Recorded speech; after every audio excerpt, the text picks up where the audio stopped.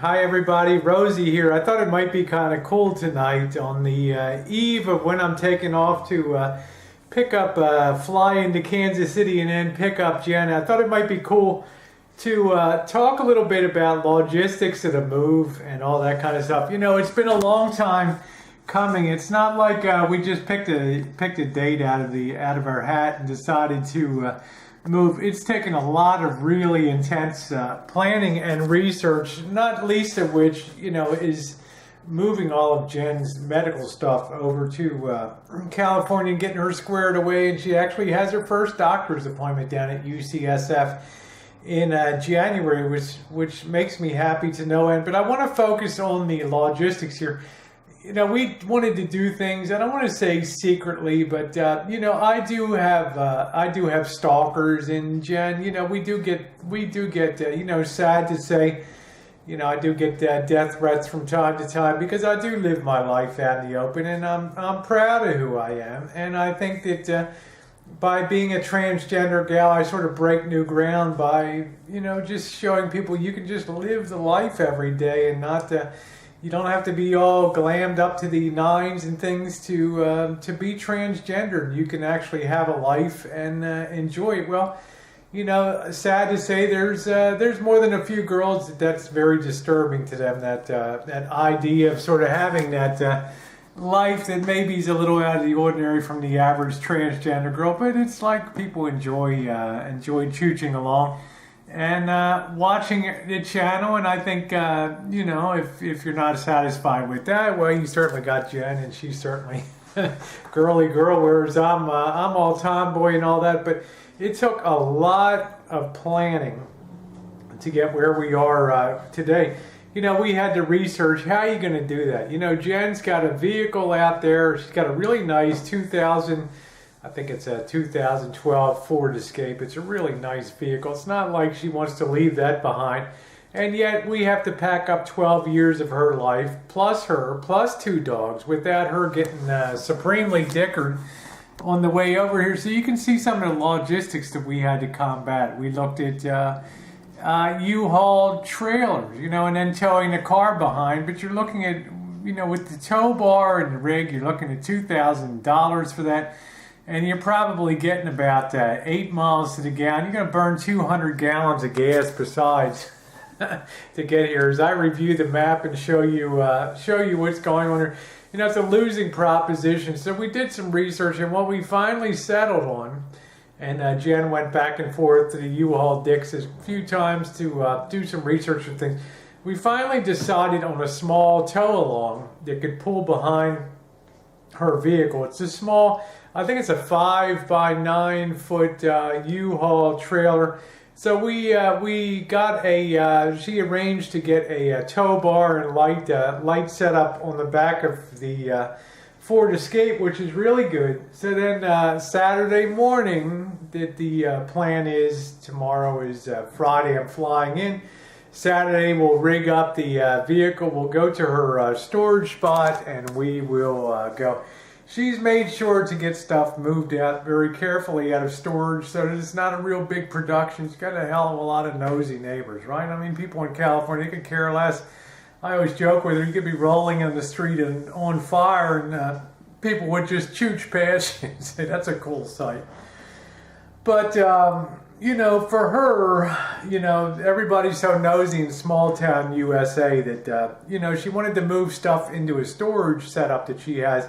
And then come Saturday morning, we can get up early. I'm going to have a few beers tomorrow night. I'm going to be honest, okay?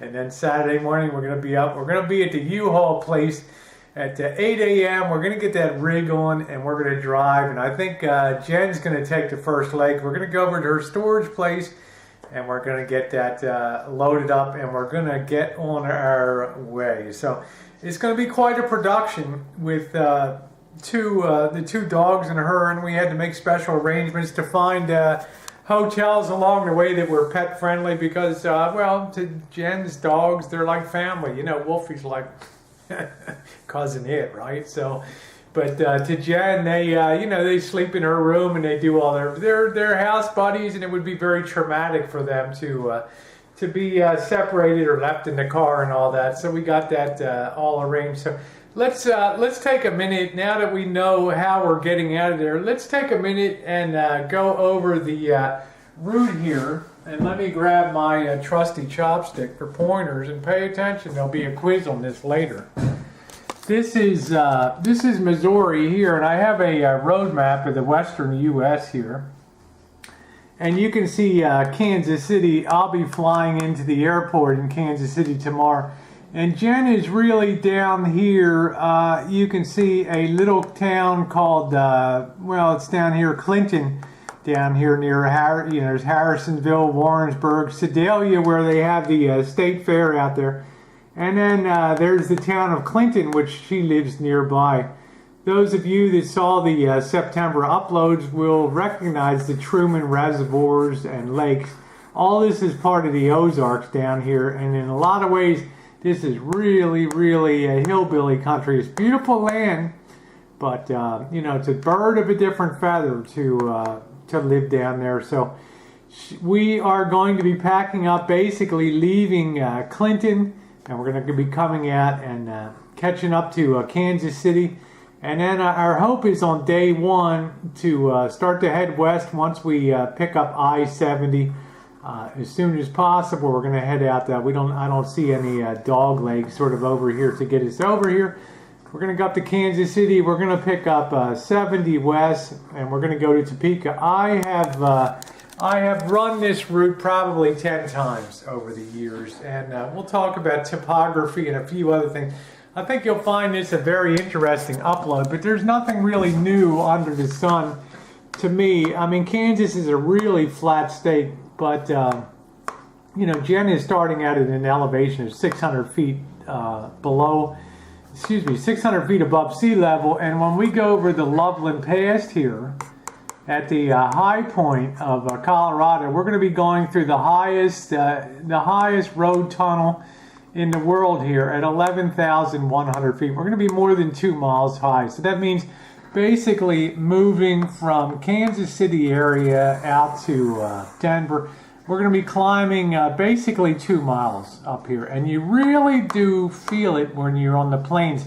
When you're coming east, down the Rockies and down across the high plains here, you hardly burn any gas at all because basically you're gone downhill. But oh brother, when you're moving in the other direction, I will really be surprised if we get more than about 15 miles an hour, because you always have the sensation that you're pulling uphill, especially when you get west of Salina, Kansas here, which is a huge grain harvesting and railhead area. So there's not a lot to see. Manhattan's where University of Kansas, the Jayhawks and stuff. You come out to Salina, and we continue to go west, and we hit Oakley, and then we're up to Colby and Goodland, and you're really on the high plains. When you see Clint Eastwood, High Plains Drifters, and those kind of, this is the kind of towns. It is dry and it is windy as can be, and there's very little vegetation except for prairie grass out there, and there's certainly no trees to speak of. This is where people build their house out of mud and stuff like that, and stack that up. And then there's Mount Sunflower, which is the highest point in Kansas. So I hope that by night number one, we're going to be in Lyman, Colorado. And Lyman, there's a road that splits off to Colorado Springs, where my brother used to live, and then I-70 continues on to Denver. So that should complete day number one. Day number two is going to be some hard driving. I expect Jenn will do a lot of the driving across the flat plains here. Pretty easy pulling. This is really rugged driving through the Rockies here. Even though it's an interstate system, there's a lot of bank turns. There's a lot of, we're going to come up to 11,100 feet here. There's, if you look at cams for Loveland Pass, there's a lot of snow up here in the Rockies and stuff. So we really have to be careful as we chooch our way. But the scenery is going to be spectacular through the Glenwood Caverns and Glenwood Springs. All through here is some of the most spectacular scenery you'll see in the United States. And the construction of the road was so difficult to do that actually in a lot of areas, as I-70 goes along the Colorado River here, and that's basically what it does is move along the Colorado River. You're going to see in many places that the highway is actually suspended by cables to the mountains, to the mountain slope on the sides, and it's quite a visual, and it's almost freakish looking when you see trains above you and below you, and you know, you'll come out of a tunnel, they're coming the other way. It's really it can be very visually disconcerting up in these mountains, specifically because of high altitude and things like that. Your eyes and things start to play tricks on you, and because of the low blood pressure, well, you know, the low air pressure up there, it can get pretty intense. So after coming down from the Rockies, we will be dropping down into Grand Junction, which is another huge railhead for the west out here. Beautiful, beautiful country here. Relatively flat. You're still at high altitude, probably 6,000 feet or so. And then we're going to roll on towards, we're going to make our way into Utah. Now the problem is, I-70, for whatever reason, political or other reasons, ends in Utah right there. Boom. It's like the only major interstate in the United States that's just totally dicked and it just comes to an end. Okay, it's the stupidest thing you've ever seen. But what we're going to do, we're going to be spending the night in Salt Lake up here.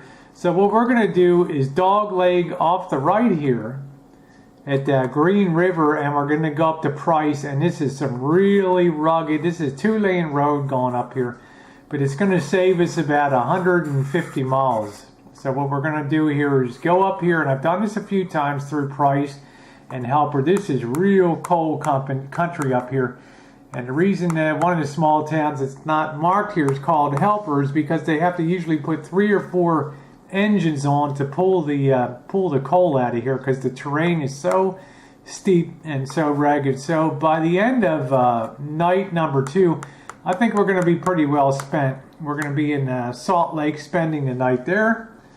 And then let's talk about things are going to get significantly easier again on the 3rd day when we leave. I think it'll be Sunday or Monday. We'll leave Salt Lake, and it's really easy driving. We'll pass the Great Salt Lake, and we'll hit Wendover, which is a big gambling town that attracts all the people from Salt Lake.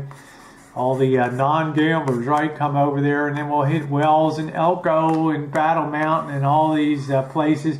And we're basically following the Winnemucca River, but this is really inhospitable and dangerous land. This is probably more pioneers have died in this section than all the other sections of a road put together when people came out west in the mid-1800s and stuff, because there's absolutely no water, and it's barren and dry. So, but it's flat driving and it's easy, and we're going to end up in Reno at night number 3. We'll be at the Grand Sierra Lodge over there, which has a real big parking lot to accommodate the the tow rig behind us. And then I will probably drive a lot of the last leg from Reno into down I-80, past Sacramento and past Janet's house in Fairfield, and then we'll cut across and go up and end up in Santa Rosa. The total distance we're talking about here is some 1,500 miles, probably 1,600 when you take into account that we have to come up basically from Clinton here to get up to Kansas City. So the first day will be, I've calculated about 500 or so miles a day. Should be kind of easy peasy, but remember, we got to stop and bring the dogs out and all that kind of stuff. Let's talk time zones here. We're going to be starting in the central time zone here in Missouri. And when we cross into western Kansas, we'll hit the mountain time. And then when we hit the Utah-California border, we'll be hitting Pacific time there, because Jenn is 2 hours ahead of us. Let's talk about some topography now, because it's kind of interesting. As I said, where Jenn is about 600 feet above sea level. And you can see basically as the brown and the dark browns and the oranges come in, you're really starting to climb up to some altitude here.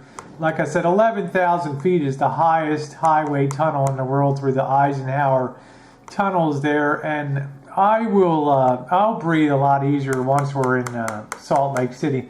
But day 2 will certainly be the most challenging part of the chooch here, and then we'll make it up and out to I-80. So that's the way we're going to do it. Now, get that extreme close-up, right? But we don't know how, I'm assuming everything will go good. The weather, knock on wood, is supposed to be pretty good up there, so we shall see. I thought you would enjoy this little chooch of how we set things up on the trip. So I will be on the road tomorrow. Okay, I have a lot of pre-canned uploads. Everybody will be like, my goodness, you were doing morning chooches, and you had a lot of vids rolling up and stuff, and what the hell? We love you guys, but we had to pull the wool over your eyes. Thanks for watching tonight, and we'll see you when we see you. The next time you see us live and in person will be on Wednesday, April 2nd. Yeah, I think that's it, or April 3rd. We will see you chooching here, and by that time you will have you'll see this later, or something like that. All right, guys. Thanks for watching. Here we are, here with Missy, Jenn, Mamacita. Hola. It's our last night. I'm bracked out. You got up early too today, didn't you? What time did you get up? 7 o'clock. Oh, I thought I would get up at 3:30. I was awake at 5. I got up at 7. You're excited, aren't you? Yeah. Muchos. Muchos. So. A whole lot. It was Jenn nicely arranged for pickup for me at the airport for Tom, one of our good friends. And we will miss Tom, but we will see Tom in California, won't we? We'll see you tomorrow morning. Yeah, he'll be here tomorrow morning, but more importantly, he's moving out to the Bay Area out there. He's going to move probably an hour away. Pardon my yawn. So we'll be... Well, tomorrow's the day. A destination Lyman, Colorado. We're going to be pulling the high plains. There'll be a lot of video, a lot of pictures, so stay tuned for that. You get to see Missy, Jenn flashing the truckers. You're driving tomorrow too, aren't you? I'm going to be driving tomorrow, yeah. Tomorrow you're going to be driving, and we're going to be going past Topeka and out to Russell, Kansas, Salina, Manhattan, Colby, all up at the high plains. And then we'll be going into eastern Colorado, Canorado we'll be passing, and you can actually see Pikes Peak from there. I hope we don't run into the high plane drifter, though. Clint Eastwood. He's a pretty mean fella. Well, that's what I did the video describing our trip coming up. And I talked about how Clint Eastwood, the movie The High Plains Drifter and stuff out there, this is exactly the kind of land you're going to see up there, all tumbleweed and all that kind of stuff blowing around. So it'll be a pretty easy first day tomorrow. Right. And we're going to take you all for the ride along. And Jen's got her flip video. She's got her JVC. I've got the Panasonic HC-V100 and the Bloggy. And the picture camera from Kodak. And we got the picture camera, and I got the my own camera that takes 12 megapixels. Your Apple takes good. Your iPhone takes good. I could take picture with that too. So we're all set. So, all right, tell everybody good night, Gracie. Buenas noches. Buenas good noches. Night, gute Nacht, gute Nacht, and toodles. I love it when she speaks German.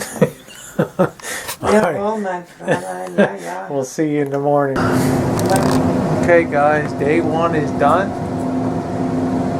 Missy's down for the night. You're eating your jalapeno cheese, huh? Well, I'm going to go up there and ravish her in a minute. So, you know what the worst part is? We're getting ready to head off. This is like the last night in Mo. You know the worst part is that beer I bought today. Tell them. Alcohol free. It said Bush NA, and then later I was to sadly discover non-alcoholic. So lucky there was some backup here in the refrigerator. That's right. Yeah, we kept some on the store for you. You were expecting me to say something else was the bad part of today, right? That was the worst thing of all, that discovery, because, I'm drinking that beer and I'm like, I'm not getting a buzz. Last night in Missouri. All right, next time we'll see you. Be tomorrow morning. Getting excited. It's getaway day. Getaway day. Get over in the light here. Huh? It's Friday, March 28th, huh? Getaway day. Getting done. I'll show you Missy Jenn's room. She did such a good job of... Well, you kind of pulled the wool over people's eyes, huh? See, there's really nothing left here. There's Georgie. I guess we're taking Georgie. Huh? Yeah. All the stuff is down. And then in the corner there ain't even mine. So. Today is moving day. We're ready to hit the road and get up to Kansas today. So, first order of business is emptying out your locker. The storage place, yeah. Emptying out the storage place. And, gonna get the trailer real quick. And head west. And then load it up. We'll get a friend of ours come by. Will give us a hand and two hands. Excellent. And so we'll be hopefully loaded up within 30 minutes. And we should be on the road by 900 a.m. sharp. Oh, 900, we should be on the road. And I'll be the first officer on deck today, following the captain's orders here. And I'm going to have to get a cup of coffee now. I'm going to have to spank your ass. All right, yeah, I got the wooden spoon. All right, got the wooden spoon. She's in training for the boss. All right, yes, we'll see you when we get the trailer loaded up. We'll show you a vid of the rig today and what we're taking out there. So it'll be kind of cool. So, and of course, we have to wait for Georgie to finish his breakfast over here. So, and Mandy's gone with us to do. Isn't that right, Mandy? So we're taking Mandy and Georgie, the Black sisters, with us today. Well, the afternoon churches will be in Santa Rosa group churches now. Group churches. You can imagine. You can imagine the tangles and stuff with all the things. It'll be a lot of fun. All right, let's hit the frickin' road. What the hell's going on? This thing's broken. Well, Missy Jenn's hometown. Soon just be a memory, huh? All these dicked up hillbillies that live here.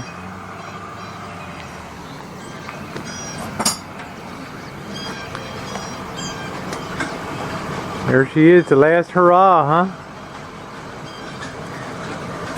And ta-da, huh? Quite a day, I mean, if I was you and I'm thinking about 12 years having lived in one place, it's like, I know you're happy to move on and everything, but there was some good there were some good people in this town too. There was made a lot of friends. Yeah, you made a lot of friends, and you impressed me with the fact that you're just out there and friendly to everybody, even though some of them were dicks and all that kind of stuff.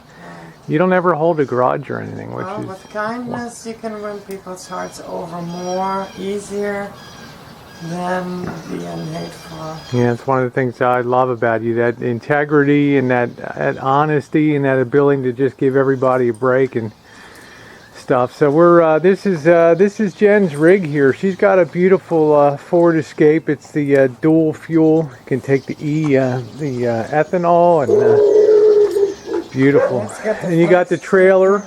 Yeah, it's got the got the flex fuel, and you got that trailer hitch. Yep. You organized that to get that put on. It's up to 5,000 pounds. Yeah, and did the Ford Dick put that on over there? No, or the U-Haul Dick. U-Haul. The U-Haul Dick. So it's got all the electronics. Half the price. Yeah, U-Haul. Yeah, because Ford's expensive as hell. So I didn't get that, honey. I didn't sell. Okay.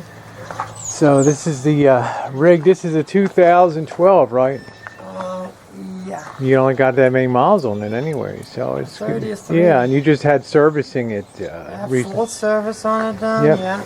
It's a really pretty car. So this should be able. You got a V6. It's not like you have a 4-cylinder here, so we'll be. V6, yeah. So it's good on gas. It's good to go. So. Gets an average of 22 miles per gallon. So my fat ass will be riding in style out to California. That's right. All right, we're gonna hit. I'm gonna have the hydraulics put in when we get out. Yeah, that's right. So lift my fat ass out of my seat and stuff like. Yeah, we're gonna have it California fitted, right, with the jumpers on the front and let it go up and down and all that, and the big bass booms in the back there. Boom, boom. Yeah, I got your paddle popping.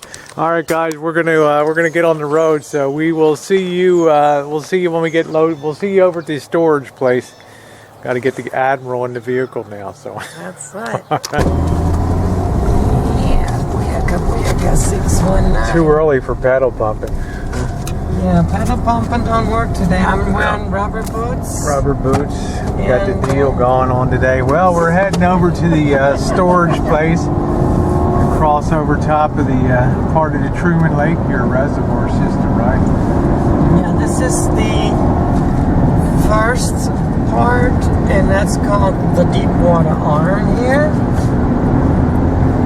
Yeah, so that's around where Missy Jenn lived, I should say, past tense, down in deep water. So you kept that a pretty good. You kept your privacy real good down here for all these years and everything. If you look at the map and Google in Truman Lake, you will realize it's not just like one big lake. It actually looks like a spider. It has a big water body and then it has arms. Yeah, it's a really big chute you can see out here. This is only part of it, and that's from damming the river and everything. So it's going to be, it's nice you got a comfortable rig. You know, you got a nice big SUV here, very comfortable. It's not big like, what's that big one, the Excursion, the Ford Excursion, but it's a nice... let's see, I had that Yukon. Yeah. That it's a big rig. A beast. Yeah, it's a beast. I loved it, but it was hard to get in and out. Yeah, that's the one you were... Put your pictures up on Facebook with the pants thing up your butt. That one. Hang that up at a few car dealerships, huh? This month's incentive, boys, sell those Yukons. So. That's right. I was telling them about the Chevy deal. I said, "Wow, I sure love that Yukon," and they were seriously like trying to sell me one. Wow. We got a real nice white one in the back. All loaded and stuff. What we need is an old bomber pickup truck for the Rancho. Yeah, 70s or 60s. Yeah, some 70s thing that I don't have to worry about pollution checks and all that kind of crap on it. So, hey, you know what? I brought good weather yesterday, so we're gonna be riding in stall out west today. 36 degrees right now, but it's supposed to go up to 68. By the time we're leaving Missouri, it'll be warm here. Yeah, so we're gonna get loaded up. Jenn did a good job. She took about a couple months. She's had the storage place, but gradually she would buy totes and then fill them up, and you ended up with about 20 totes, 30 pounds a pop, maybe 600 pounds of stuff, and then a desk and your hover-around chair and a few other things. So you really consolidated your life down, as you'll see today. Got rid of a lot of my clothing that was already 20 years old, 15 years old, sweatshirts and stuff, t-shirts. Yeah, so you did a good job. You got rid of a lot of stuff and consolidated that all down, so it's a really easy. We didn't, at first I thought we might need one of the big rigs with the tow bar behind it, but she got everything worked down to where we could just use the small 5x9 trailer pull along, and that should be a breeze with this vehicle, so we don't have to worry about anything. But we got some big climbs ahead of us here, and we'll be stopping in Lyman, Colorado tonight. So there's early morning sun on the lakes. It'll be a beautiful day today. There's been several people that died on this arm here particularly, because the water sometimes goes from 18 foot deep to 1 foot deep. Yeah, you can see a lot of trees, and if you're flying along in a boat or something like that, you hit those stumps and boom. We had 3-4 years ago a gentleman from Kansas that was out alone with his boat. He hit a tree stump, fell out of the boat, had a life jacket on, but he died of hypothermia, and we found him on the boat ramp where I usually take the dogs. We found him 2 days later. So. All right, well, we will see you. We will not be back in down in Deepwater. Some these fun stories. Yeah, you always leave everybody on a real high note, you know, fishing out dead bodies from the lake and all that. So, this is maybe we will do pedal pumping, you know, to lift them up a little bit today. But that's gonna be your last time down in the Deepwater area down there. So, we will come and visit. We'll come and visit down here around Clinton and stuff, and it's just the northern edge of the Ozarks down here. So it's pretty country, but it's kind of uneven in terms of the people and stuff. So you've done a good job. You can see there's a lot of new type of developments over there, housing, but this town's under stress right now, Clinton and stuff, with closing down a major, where you used to work, one of the branches, a major cheese processor and stuff. The good news is the branch I worked has been purchased by a Canadian printing company that prints newspapers. They are wanting to go into plastic film printing, which is what I've done. I've done the cheese wrappers, that kind of stuff, all the plastic packaging, and so they want to try that out. And if it works out, they make profit in the first year. They are planning on actually expanding. That's good. Here in Clinton. And you used to be a Packers fan until you met me, right? Now you're a 49ers girl. Yeah, I was a cheesehead because my company's home office is in Wisconsin. Wisconsin, that's it. So now you're a 49er. You're a gold girl now, huh? That's right. All right. All right, we'll see you over the storage place. Okay, we're gonna get our travel pull trailer here. These dicks to fit it up.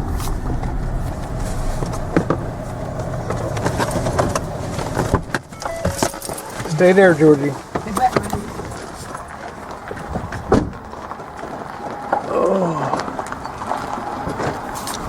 Tom, that's the pull behind. We're gonna use the single, not the tandem. Better fucking have one. I don't even see one.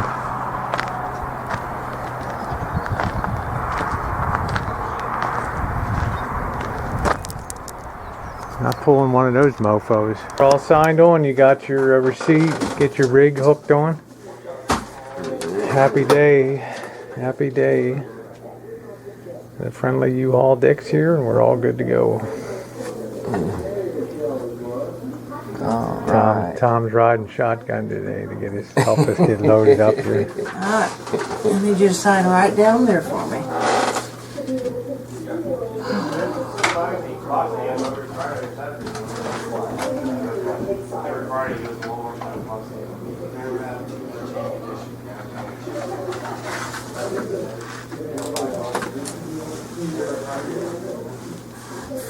Doesn't have to be returned until February 7th. You mean April 7th? Okay. You said February, April, right? I mean April. There you go. Sorry. That's all right. Hello. Okay, well, we're going to see the trailer dick do the hookup here.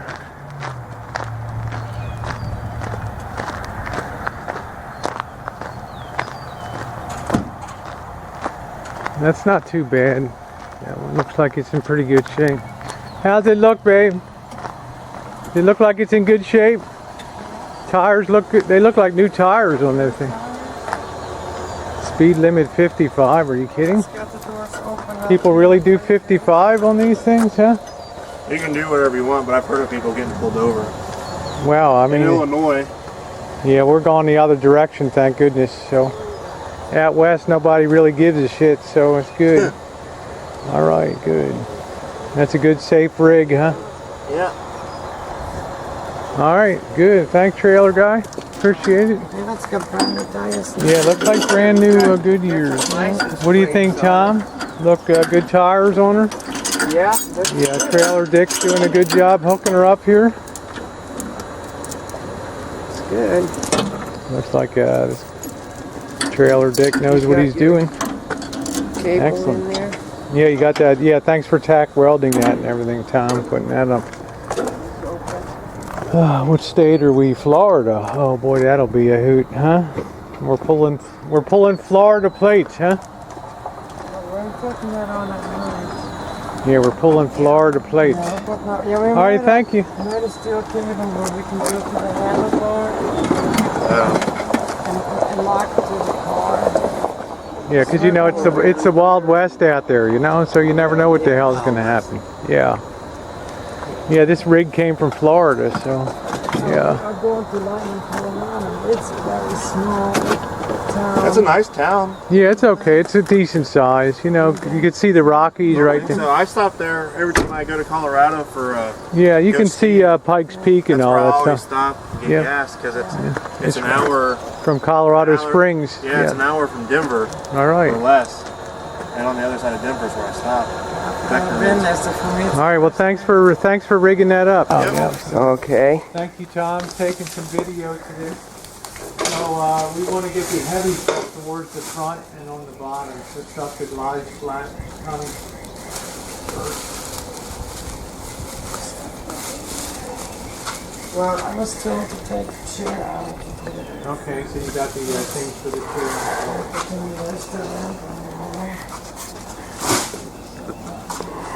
Pretty good size rig, huh? You got your rig on? Okay, I want to help you do this now.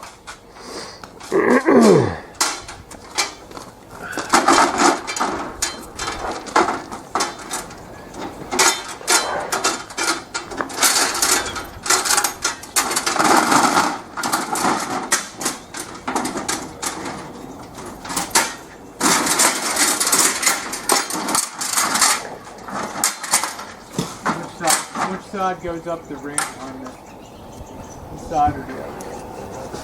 Yeah, that one goes.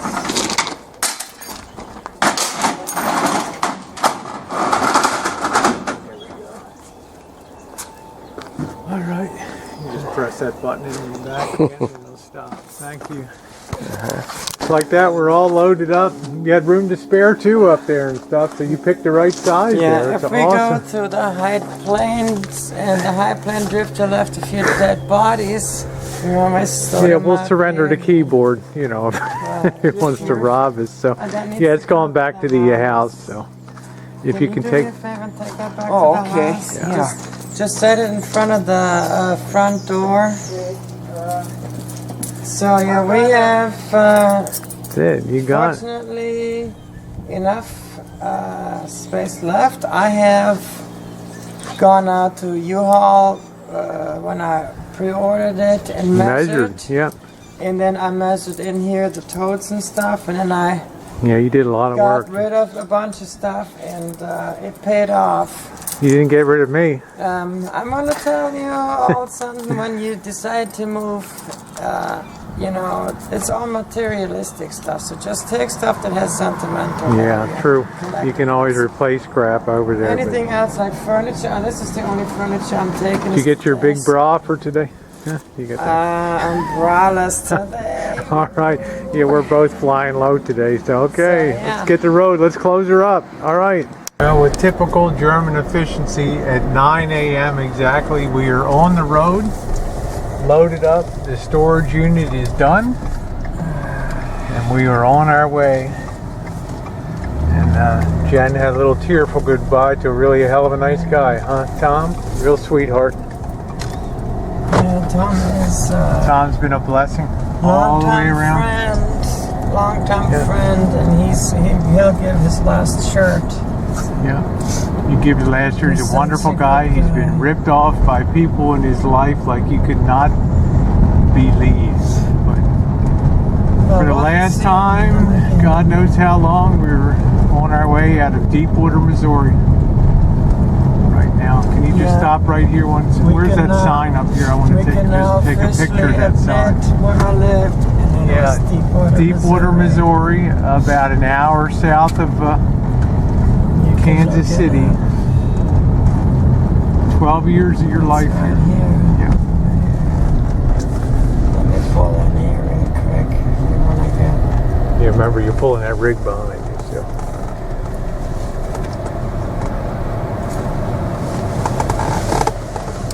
Can you see it? Nope. Oh, that's actually not even it. We already passed the one back there. Oh, so. well, we're It's past okay. it. Well, It trust me. It's not that important. So we're going to head on Route 13 out of here.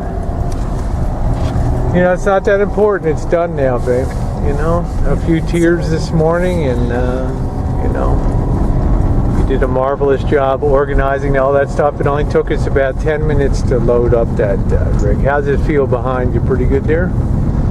Yeah, it's good to leave this all behind. Yeah, I mean, how does that towing okay behind you? Feel good? Everything? Yeah. We loaded that up. We put the heavy stuff on the bottom and everything. Makes a little difference, but not too much. All right, so kind of an emotional day. At least it's not rattling no more. No, it's not going to rattle. It's got a lot of tongue weight on it with that chooch mobile in there. So, all right. Everything went according to plan, and I love it when a plan works. Well, you did a good. You did a lot of work. Hannibal from the A-team. Love it when a plan works out. Yeah, and it was 9 o'clock on the dot. We hit the road. Yeah. So, all right. One of the places you work, Tracker Corporation. Tracker Marine, yeah. Doing fiberglass work for boats and stuff like that, didn't you? Huh? Mucking around with that fiberglass and all that kind of Spray stuff. the fiberglass gun. Yeah, this is like a trip down memory road, leaving Clinton, Missouri. And we'll tell a funny story. You worked at Rival Corporation for like a day, right? A day and a half. Now, if you don't know Rival makes crock pots, toasters, all that shit's in China now, I guess. They went to China, yeah. Yeah, that stuff's in China, but you went in there the first day, and you said you had some fat blob behind you yelling at you, faster, faster, putting these, what happened? What's the story? I had to put the bottom plates on.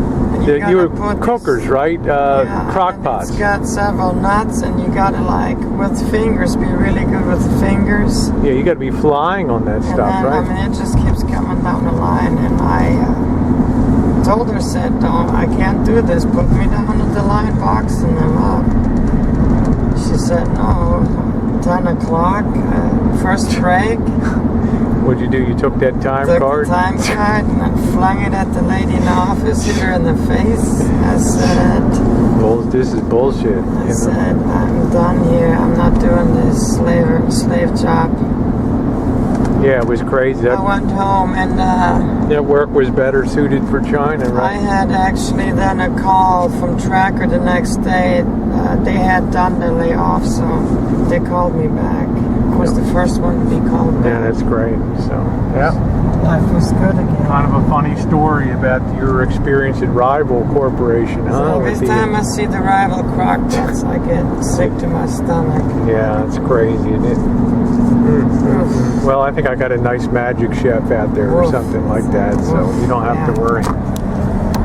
Kind of an amusing story is we're we're on the outskirts of Clinton now, and Clinton was the kind of like the service town. If you needed anything from where you lived in Deepwater, you'd have to come up to Clinton. Yeah. And other times you drive up, let's see, Warrensburg, you would go up there for electrolysis. Actually, I went all the way up to Marshall, and then Warrensburg, you had your gender counseling, your therapist was in, so everything required driving out here, sometimes great distances. 60 miles, Sedalia. 100 miles, 120 miles. Nothing was really close, and Deepwater was a very scrubby kind of town. It wasn't really, it was definitely past its heyday. They had a clay pipe works that would produce a lot of pipe and stuff, right? Because of the mud of the Deepwater area and all that kind of stuff. Bigger than Clinton. Yeah, they were big. They were a bigger town than Clinton, and now it just is like they flooded that lake in there. Now it's just like a poor zone.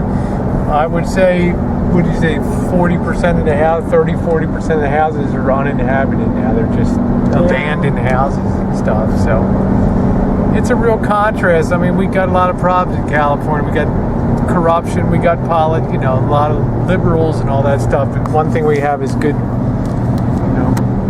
pretty good housing markets where people take care of. There's always opportunities and stuff like that. So economy in general in Missouri is not good. Even though it's agriculture based, and agriculture's been strong for a lot of years, farm prices and stuff, but not so much for industry, I guess, for industrial stuff. A few years ago we had a drought. Yep. Wiped everything out. They didn't even have enough hay to feed the cattle. I guess they just put them on the market as And we is. had one year where everything was just flooded out. Water everywhere. Tough. All right, guys. Wow. Okay, what are we doing, huh? We're rolling up to Kansas City now for the last time through here, and we're going to pick up I-70. We're going to head west, and I have to be honest. This is probably one of my top 10 favorite cities in the U.S. is Kansas City, and I spent a lot of time here to Kansas City Board of Trade and some other stuff when I started commodity trading and stuff like that. So it's always been a lot of good memories for me in Kansas City. So we'll be back again visiting, but kind of our farewell today. And you lived here, how long did you live up here in Kansas City? I lived several places, about a total of a year and a half. About a year and a half up here. I found it a very livable town, but Jen tells me all the stuff's happening on the Kansas side now. That's where all the boom is happening, right? On the Kansas side of the Missouri River here. It's been adding 3,500 jobs with construction, and here Kansas City side jobs are going down.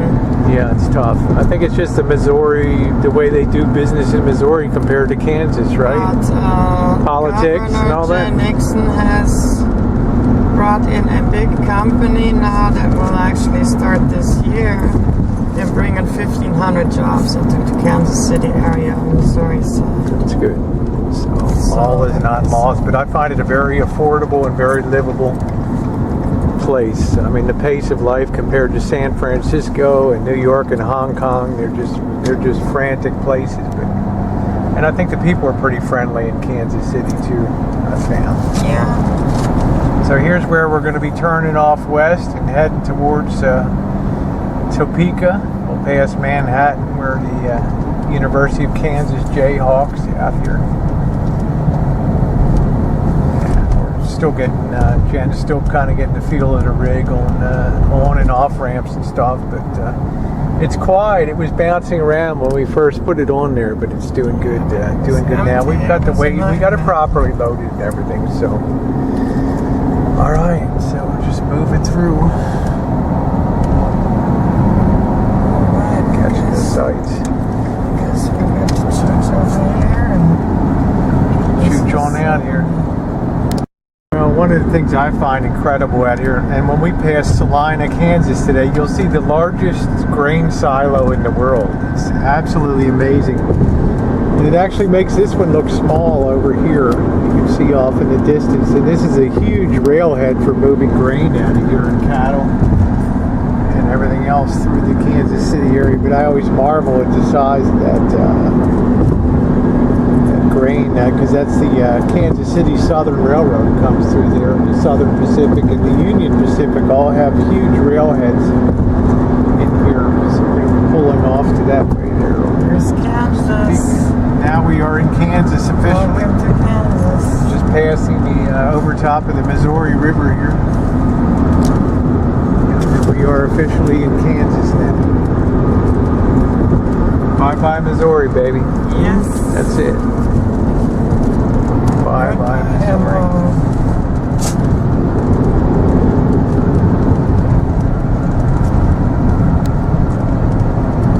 That's it. We're going to pull off right over here.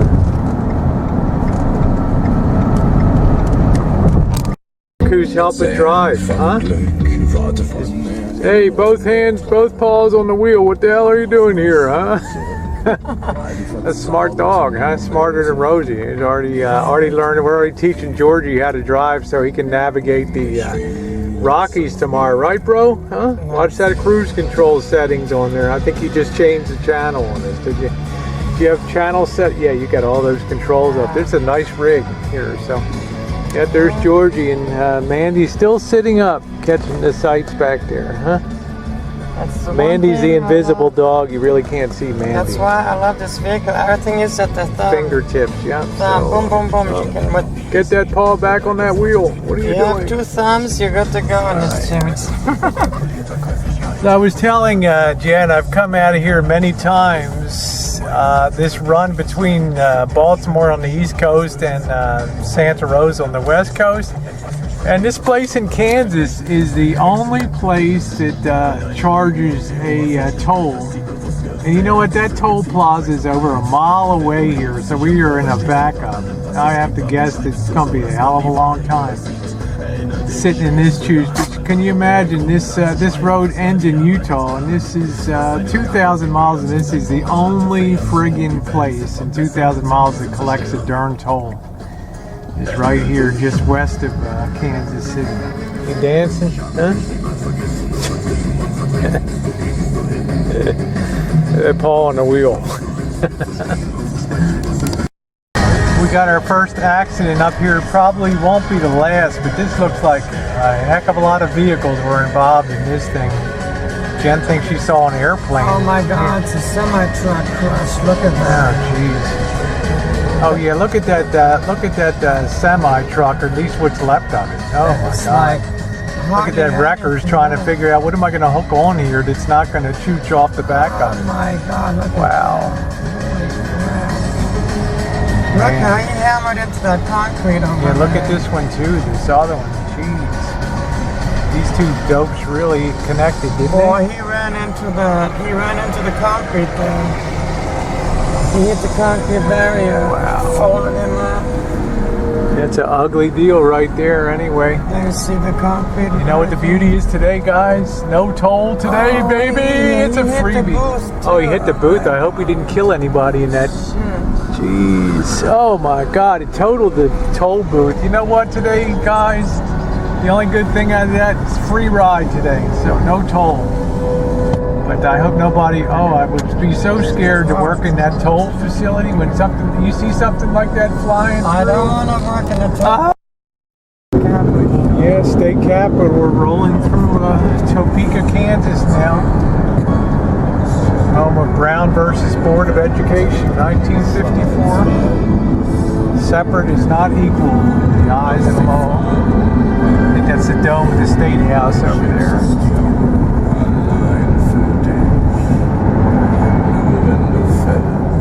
We had our first doggy pee-pee break and everything.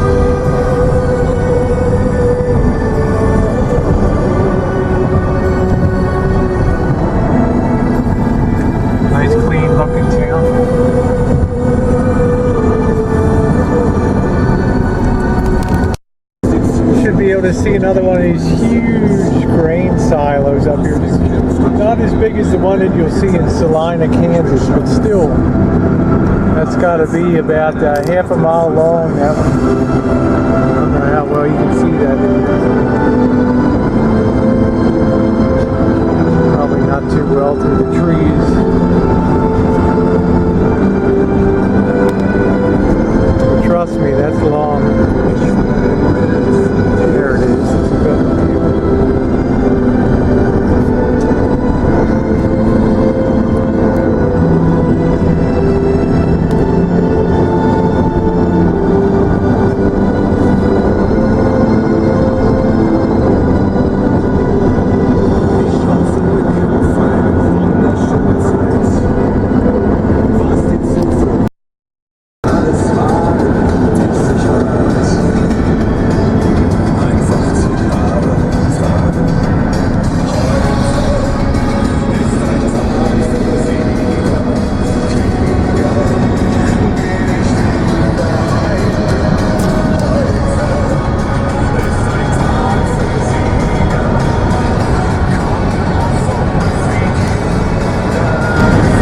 Like we got some kind of fire or chooch going on over here on the side.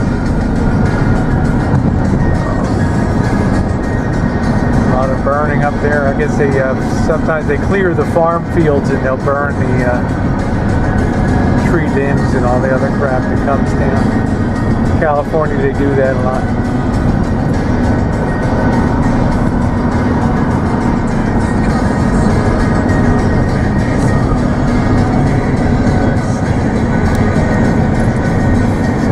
What the Frankenfish is going on. I think it's probably farm fields being cleared and stuff.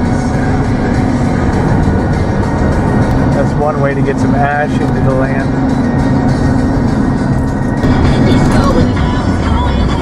Looks like we're coming up to Abilene, Kansas here, where Dwight D. Eisenhower, President Eisenhower, was born and raised. There's a sign for his place there. Presidential Museum and Library. It's the man himself, and I've stopped there before, and it's quite a display. His life, so yeah. Next stop, Salina.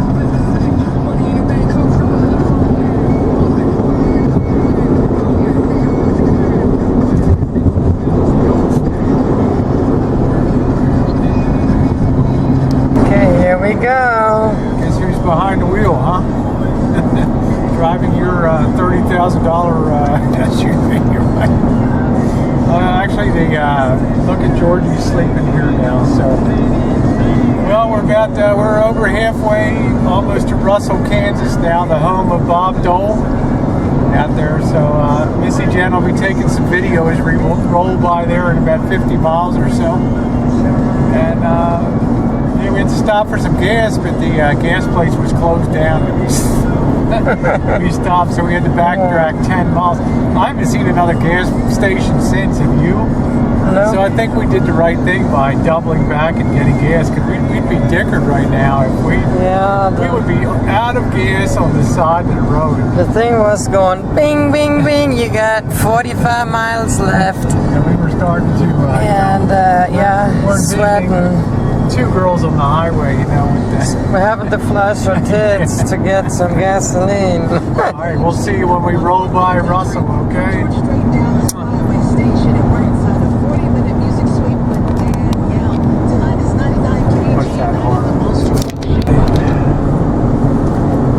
We're now rolling through Russell, Kansas, and Russell has the hometown, as I said, of Bob Dole, who was Vice President of the United States under Gerald Ford. Also Senate Majority Leader, hell of a good guy. And you see, one of the interesting things about Russell, Kansas, has quite an oil and gas industry out here too. People don't know that, but as we roll through town, you'll probably see some of the jack pumps up here. This looks like one right up here. That's a sign right there, but you'll see some out in the fields up there as we come up here. Bob Dole, one super great American, lost the use of his right hand during World War II, and always kept a pen in his right hand, so nobody would be tempted to shake hands with him, because you usually offer your right hand first. So he kept the pen in his right hand, people would reach with the left hand, so kind of clever. But probably one of the greatest, truly great war heroes and everything in this country. So wait till we get to the end and see where the oil and gas stuff is.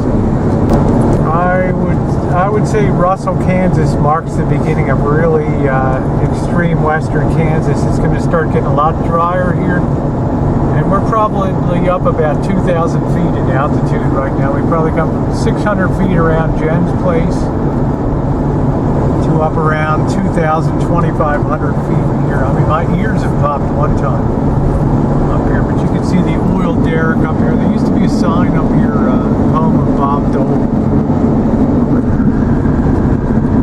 Yeah, Russell, down below there. Yeah, home of Bob Dole. Yeah, so you can see they have quite an oil and gas drilling operation, and don't see any jack pumps. Sometimes you see a few around out here.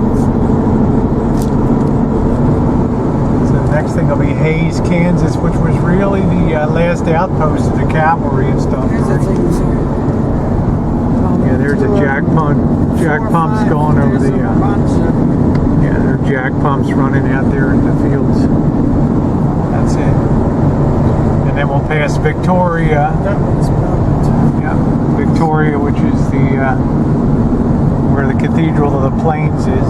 Coming up to Victoria, I'm not sure. I think that might be the Cathedral of the Plains over there on the the side. That looks like that's too small to be in, but I think it's a little further up on my side. Actually, over here you can see it. It's a huge cathedral right now in the middle of Kansas. I don't know what they do for parishioners, but it's huge. I think this is the road sign. It announces the Cathedral of the Plains. Is that it? Yeah, Cathedral of the Plains. Yeah. You should be able to see. Yeah, you can see it down there. You can see we're right, Jen. The two spires down there. That's the Cathedral of the Plains. And although that doesn't look real big, when you get up close to that thing is absolutely huge. I mean, it's a full-size cathedral, but you got to drive pretty far to fill up that church. Yeah, all the people out here. So That's weird. you can see some more jack pumps up there running. Plenty of oil, gas, and I was telling Jen, you can start to feel the wind sort of buffeting the SUV or Escape here and the trailer a little bit. It's very, very windy. It's always windy up here. That's why they have a lot of windmills, wind turbines up here. The Colorado border, and we're in extreme western Kansas now, and it is dry. We've seen there's the first parts of tumbleweed starting to blow across the highway here, as Jen, I pointed out to her, and this is nothing compared to what's coming up when we really get up to we get up to about 5,000 feet. The same level as Denver. We're about 3,000 feet up right now. We came from 600 to 3,000, and we'll go another 2,000 feet today. And it just seems like every time we turn around, we're gassing up right on. I mean, we're already down a half a tank since we just gassed up. So I think when we gas up again, it'll be the last time. We'll be in Lyman, Colorado. But we're making great time right now and chooching along. So Jen's on the camera now. We'll have a lot more. You can see how scrubby. You can show them land everything. How scrubby and dry everything is. You're just going to see fewer and fewer trees out here on the high prairies. There's no jacket up there. Well, really I used to always make jokes about where I used to live. You know, it's on the hind end of the world, and there's tumbleweeds coming through, but we're going now down the highway, and there's literally tumbleweeds coming across, so it's like, oh my god. Yeah, when we get to the Colorado, Kansas border, it's kind of a place called Canorado. It has a big look at, and when you reach there, you can actually stand up there on the highway. You can see Pikes Peak, like 100 miles ahead. You can see across the vistas there. So it might be a little darker when we get there, but it's a pretty amazing sight. So, all right, well, welcome to the high plains of Kansas. Yeah, and I gotta say, I've been to Kansas 12 years ago in the southern parts, and I didn't see that much what I've seen here now, how multifaceted Kansas actually is, about being the corn supplier basically for the U.S. and for the wheat. A lot of wheat and stuff and all that for oil and gas. us. And they got oil and gas, and I mean they got so many different things that they are producing. They're kind of booming, wouldn't you, out here? Yeah, wind energy with the wind turbines the and good value stuff. of crops they raise. I mean, it's incredible. You're impressed. I am impressed how Kansas is versus Missouri. You know, Missouri being a dead spot economically. There's the politics is backwards. right. You got really productive here, taking advantage of every natural resource: the wind, the oil, the grass, everything. I mean, everything. It's just really refreshing to see that alternative energy is getting harnessed here, and there is a modern society that... Yeah, and I can drive 75 over here with pull pulling the chooch behind me, so I'm really... Yeah, and the state trooper drove by going 85. Didn't even flinch. So, we hadn't had to flash anything yet down here, so it's good. Yeah. So we didn't have to unpack our boobies yet. Not yet. I'm zooming in. What am I doing? I better cut this here because Yeah, you better cut I'm that before making you start this. getting frisky, you know. I'm making this a crazy video. Okay, kind of late in the afternoon. It's me. Coming up to Colorado County border, and Jen's just calling her roommate, old roommate, to let her know she's right on the border. 5 miles from the Colorado border. So Doing we still good. got another 80 miles to Lima. It's been a good day's haul. Jen's holding up real good, which makes me time zone really changes. happy. So we're coming up to the Colorado lookout. So our So it's actually 5:30 here now. 6:30. What? Yeah, you might have reset earlier. We might be at mountain time here, so we'll be hitting the Colorado lookout soon. Which on a clear day you're supposed to be able to see Pikes Peak from 100 miles away. So we got about to 80 miles to go. We'll take you with us as we cross the border up here. I have nothing to do with stick Yeah, 1 mile to the border up here to Colorado. So woohoo! 1 mile, babe. 1 mile to the border. Yay! Oh yeah, I have to call them. Once I get new insurance out there, I'll have to call them and then cancel out. I've got insurance to the end. Yeah, we got 90 miles to Lime. We got about an hour to go. And we will be at the hotel. So yeah, 6:30. I figure 7:45 we'll be in there. So here's the Colorado state line up here, our third state today. We've successfully gotten across the state of Kansas. And we are now in Kansas. Welcome to Colorado, right here. Welcome to Colorado. Well, here we are. We've made it to Lyman, Colorado tonight. No incidents. She did a good job driving today, but I haven't computed the mileage today, so we'll see. Thank you. You're welcome. Just need a couple minutes, thanks. So we're at Oscar's Bar and Grill in Lyman, Colorado. Pretty successful first day on the road. Wouldn't you say? It was muy bien. I mean, Jen drove for about 250 miles, and I guess I drove about 300 today, so I haven't computed the final mileage, but she's really holding up good. Good driver too, so I picked up a few pointers today. How to keep that rig from swerving down the road. I am trailer trained when I worked construction for 13 years. I drove trailers every day. All right, guys, we're gonna eat. Go. Oh, guys, it's been a long day one. About 685 miles today. There's your Missy Jenn, all tuckered out for the night, and little Georgie there. There's Mandy. Where's Mandy, the invisible dog, hiding? There's Mandy. You never see Mandy on the video because Mandy just is dark, you know, just doesn't show up. So there's Georgie and the Missy Jenn.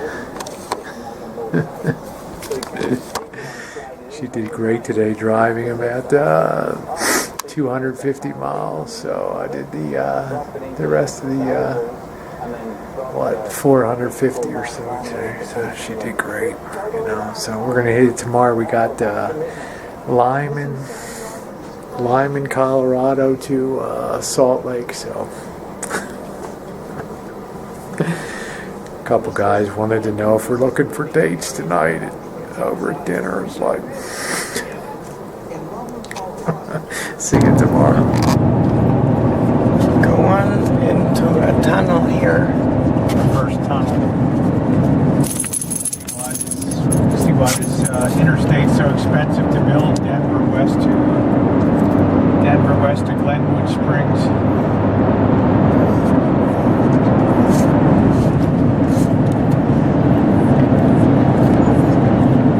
We got some mining stuff over here. See a lot of mining churches and stuff. Gold mining.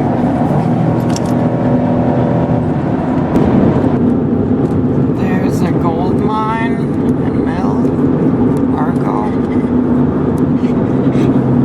I guess they are. They used to, or they are gold mining.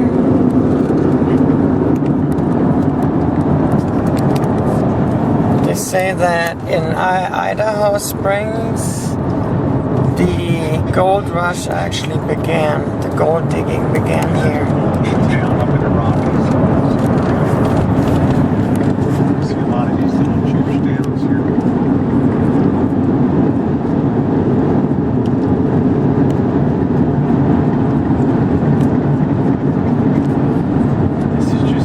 This is just the warm-up opening act for our climb.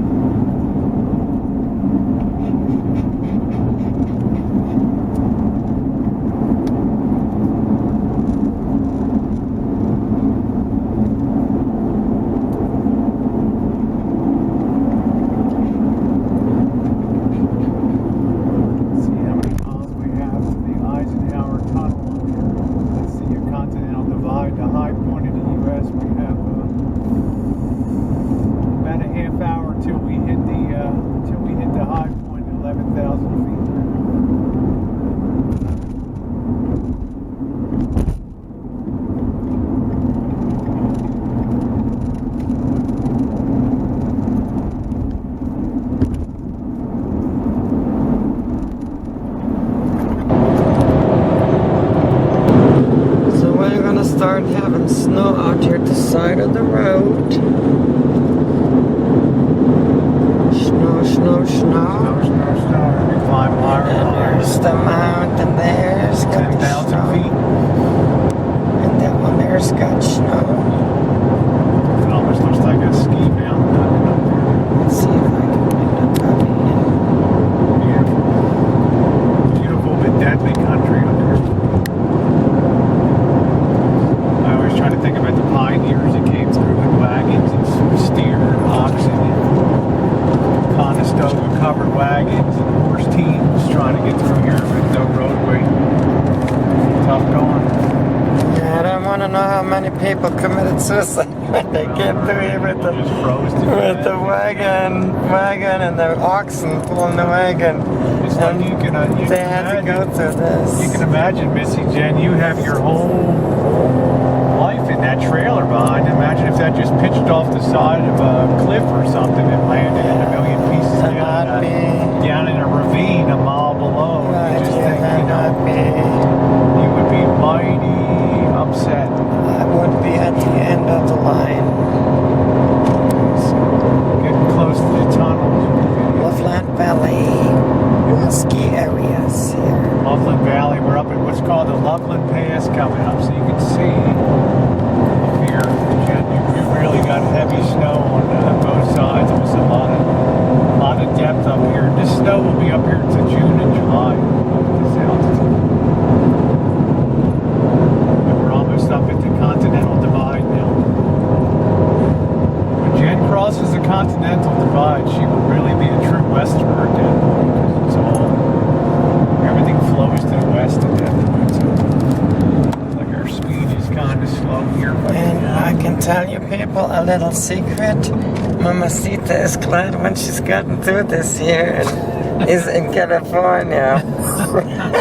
I'll tell you, Mamacita's got some really visually stunning scenery ahead at Glenwood Springs, which is thermal springs, and we're going to be going along the Colorado River here, where they actually had to suspend the highway from cables and things and suspend it over top of the river. It's the most expensive 30 miles of highway in the U.S. Really gonna marvel at There's people back there actually. There was people back there actually. That we were just dying because somebody's trying to pass somebody. Yeah, semi-truck's trying to get another Really semi-truck. difficult. So we're going to pop low gear here to get up. So this is really the most difficult part of the struggle here because we have very little oxygen in the atmosphere. And the engines are really struggling. We've already seen one guy dead on the side with overheating, spewing smoke out the side.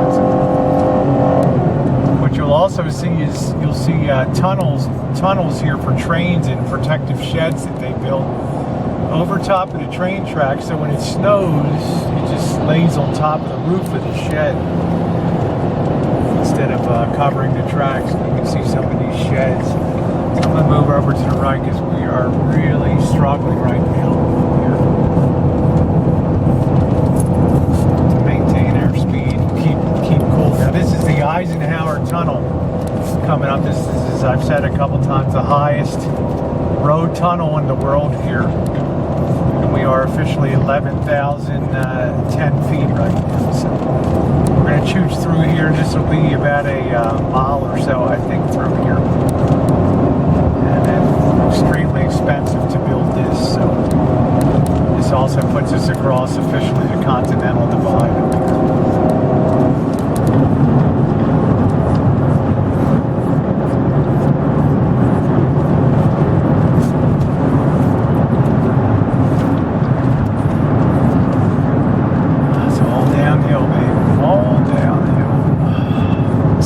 Starting to go downhill. Yeah, we're going to begin our descent now from the Continental Divide. We're going to drop down to Grand Junction, about 200 miles ahead. That'll be flat. It'll appear as flat land, but we'll still be up around 6,000-7,000 feet because all of the west is in high elevation. Really, once you get west of Missouri, you start to climb. So we will be. We got a lot of spectacular scenery ahead, and then we'll be climbing western Colorado, and then temperature's 39. out to Utah. Yeah, we're at 39 degrees up here, so we dropped from about 60 to 39. Got that weather hit. The way we're moving through. You see those clouds up there? Yeah, that weather doesn't look real promising out there. Doesn't look too happy, so I will be happy when we're down off of this. So I am going to pump the brakes a little bit. Missy Jenn's taught me the best parts of pedal pumping. So I will keep the speed under control and drop down a gear if I have to. You never know when you get a little icy patch or some wet. And if you're pulling somebody's life behind you in a trailer, the last thing you want to do is have that go. yeah, Rosie Goss got a big responsibility. Yeah. She's holding my life Holding her life and everything in her palm of both of her hands. 2 dogs, you, me, all your gear. Yes, everything. But isn't it beautiful coming through here? I'll tell you, it's really something. There's few highways like I-70 coming through here. So what I do is just progressively, I never lay on the brake for a long period of time. I just step on it and let it cool a bit and then let off pump. So just got great brakes that have that cooling on the disc fins and all that stuff. So it's all good. Get too much, then we can always drop down to second gear. Like a Jake brake on the truck. So it's all good. It does make sense. Girlfriend, it's all good. It does make sense sometimes to invest in a more expensive vehicle Yes. and get something good, tough and rough that can. Well, I tell you what, Jen, honestly, you made the right choice because they do have the 4-cylinder escapes, and there's no way we could take this journey with a 4-banger in here. We never would have been able to make it. But the V6, the high compression V6, gives you about 90% of the power of the V8. It gives you economy. We've had no problem pulling that grade, huh? Nothing at all. No, Going over there. your So wet it's suits and wonderful. that. kept it. I think we peaked at about 6,000 RPM for a very short stretch. Yeah, so for the Raven fans, that would have been probably a feast or a heyday. Yeah, I'll tell you what, we had that baby rabbit, didn't we? So 6,000 RPM. What's interesting to note down here is the weather on this side of the Continental Divide is totally different than on the Denver side. Remember, we came through the sun and everything else, and we're all in a lot of these clouds and rain won't make it over these mountains to Denver, so it's kind of dry. Denver's The temperature is rising. We're up to 41. 41, so yeah, this is very interesting. So we're safe, we're sound, we're happy.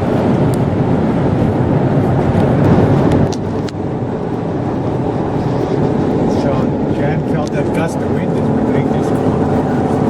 Felt like a 70-mile-an-hour blast just hit us.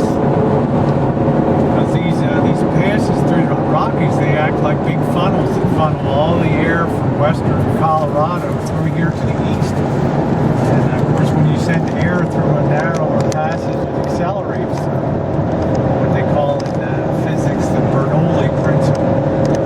So the reality is that sometimes hit you, and you can really feel it hit the vehicle and stuff. That's why sometimes these big rigs turn over and get blasted with that.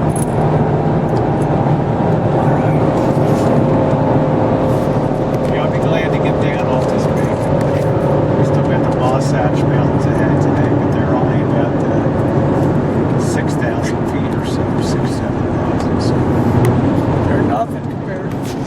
So this is the worst thing of all. Well, the Sierras are probably the most problematic for us because the advanced weather says there's a cold system from Florida coming down. But the good news is we make our climb very steeply out of Reno. So if we have to pay one of the chain monkeys to chain us up, that's fine. We can use some chains, take our time going over it. Once we're on the other side of the Sierras, it'll warm up down at the Sacramento down there. I don't worry ahead, I just take it for granted. Got a cushion built in if we have to stay one more day in Reno, so it's no big deal. I know.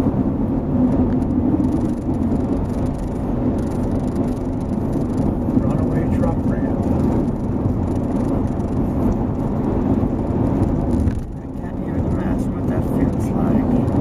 You're just going to go right up a grade. I mean, if your brakes blow, you don't have any choice. You're going to die. So they give you one chance to hit the runaway truck ramp. You'll see all them in the Sierras too. You can see it right on the hill over there. Yeah. All you do is steer for that, and that has a very deep gravel bed. And you just stop your rig. But it's a hell of a leap of faith when you make this turn. And if you're fully loaded, this is a tough turn to make before you hit that runaway ramp. It's probably saved a lot of people, especially years ago before brakes got a lot better and Jake brake and was kind of using the engine for the brakes. Yeah, if you can hit that, you can live. It'd be a bitch to get your truck out there because you'll walk away from it. Since we're dropping down into the Looks like somebody already plowed out there. Yeah, they've probably hit that a few times. Good investment. Save lives, in my opinion. Going to set the cruise control Not down. down yet, 1 more mile. We're going to set the cruise control here and let it do the work here.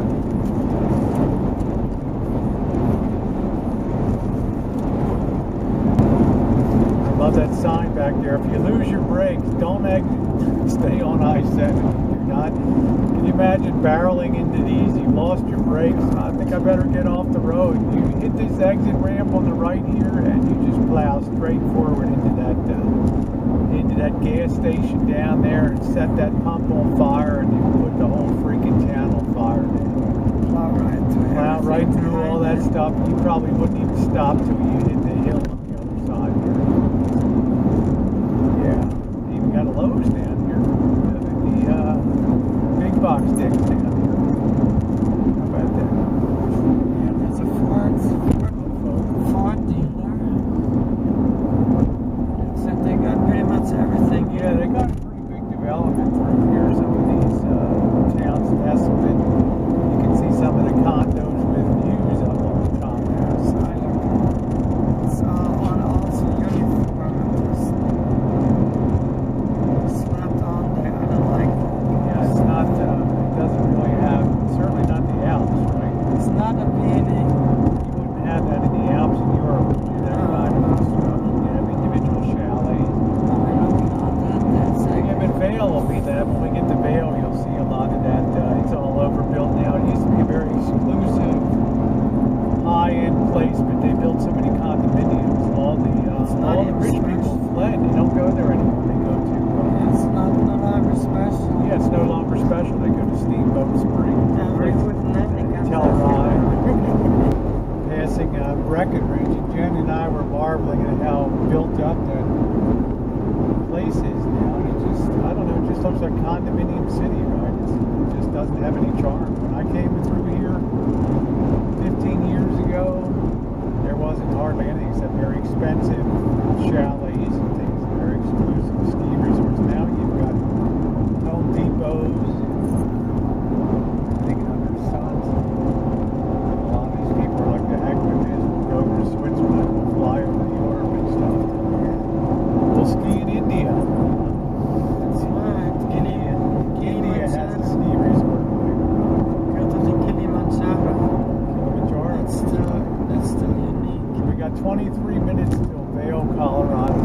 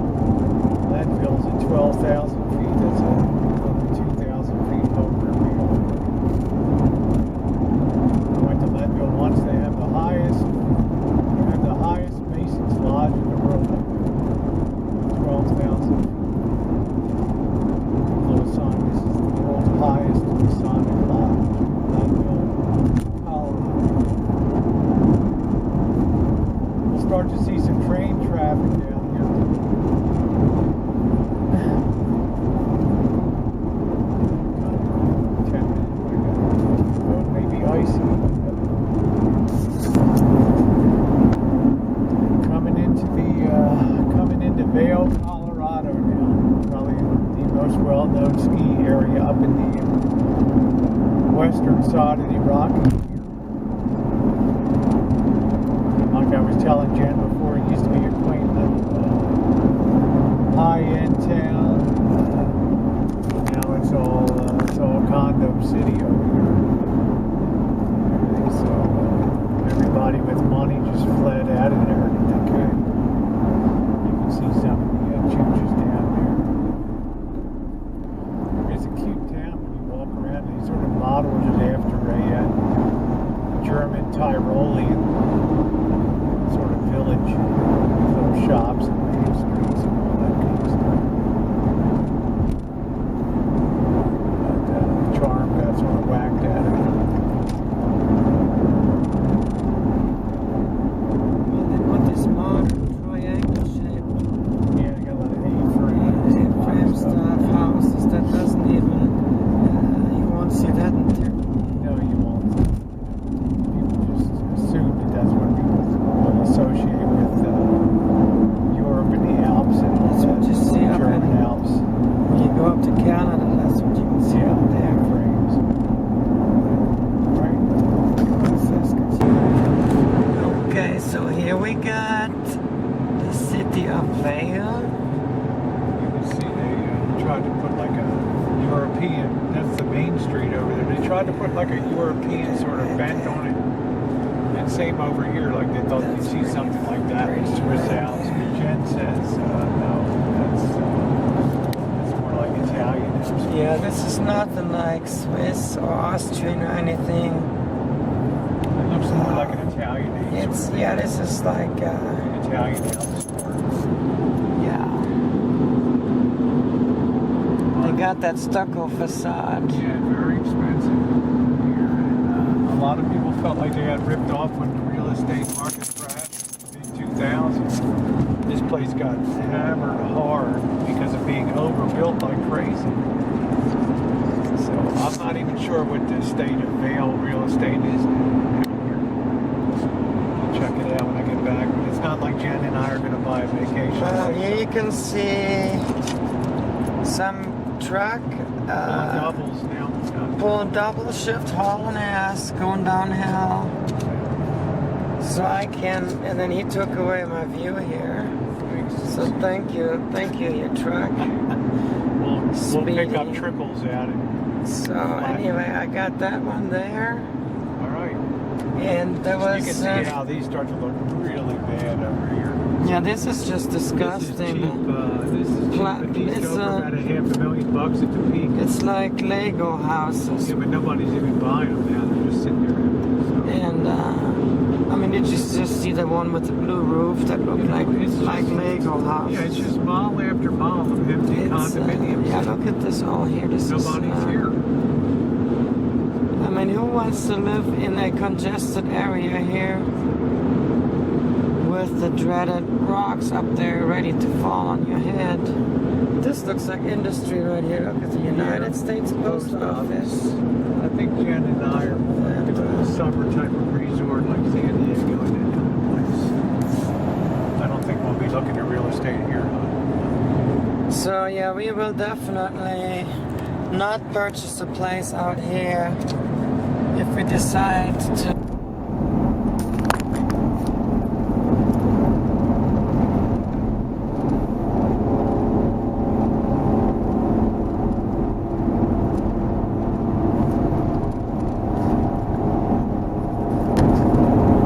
Now we're coming up on Glenwood Springs, the town of Glenwood Springs. Like I said, it's famous for its thermal resorts where the waters are heated by natural volcanic action below. Here, boy, it looks a lot more built up than it used to be. And also Aspen, Colorado. You'll start to see spas and things built over top of the geothermal. And on the right, you'll be able to see the hot springs over here. Glenwood hot springs. And you'll be able to see people in the pools and things like that. A little bit hidden in there right now. But all that's geothermally heated. Look up here, you see the spectacular copper color mountains there. Boy, this is a lot more built up. Glenwood Springs. A lot of retirees come here because it feels good to soak their bones in those mineral waters. We're almost out of the Rocky Mountains now, so we're hitting the flatlands in Colorado, taking a break.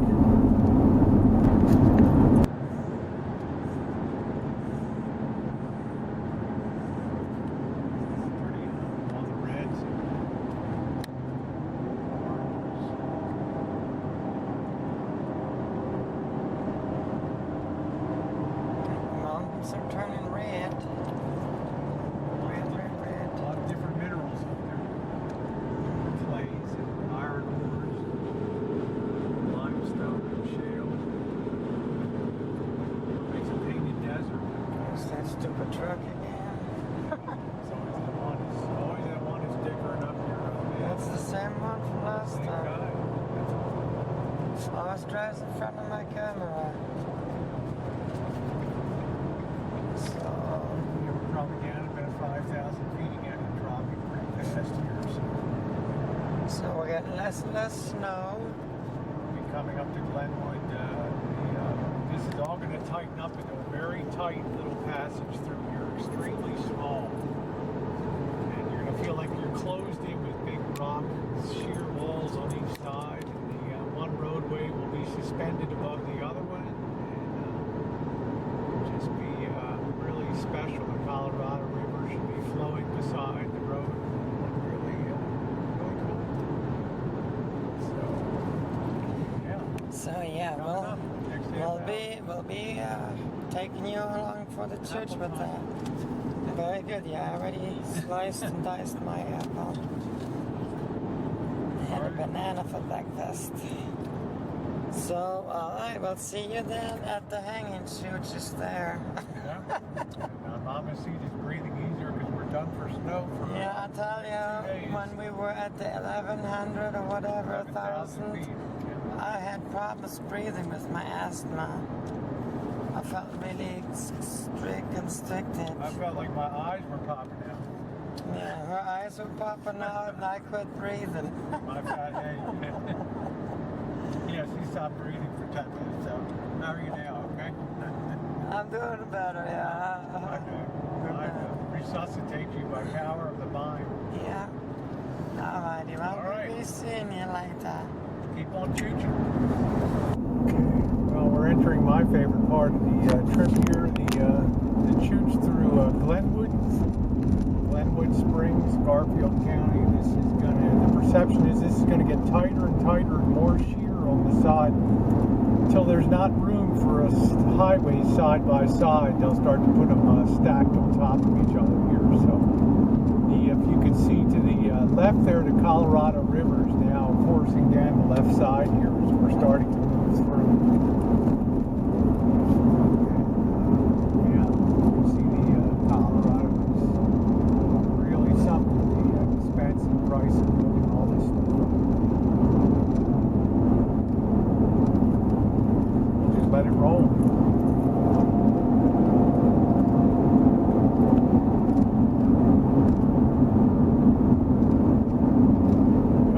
Speed a little low through here.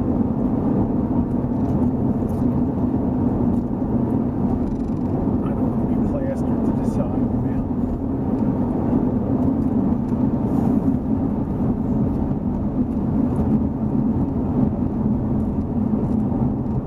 Probably see the Amtrak train coming through here.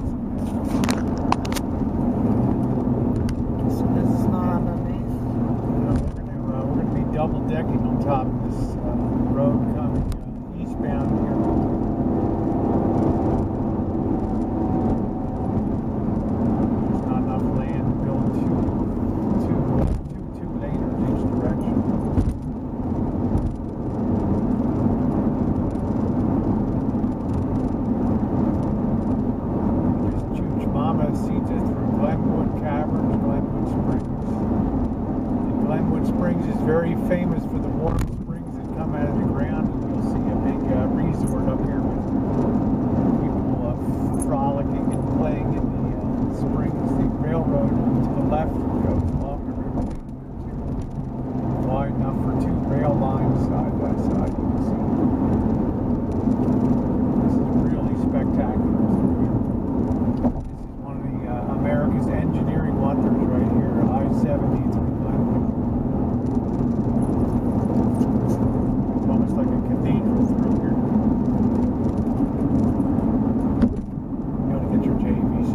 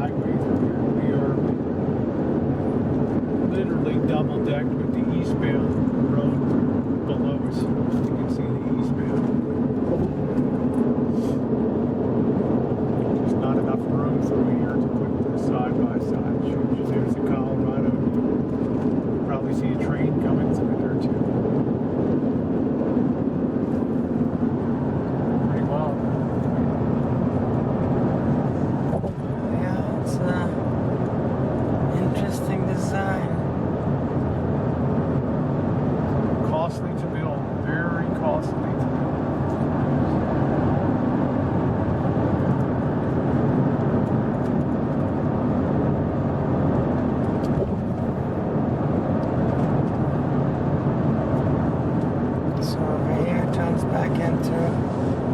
And you can see it just looks like we ran out of road here. We are in the tiniest little tavern area here. There's some more tunnels.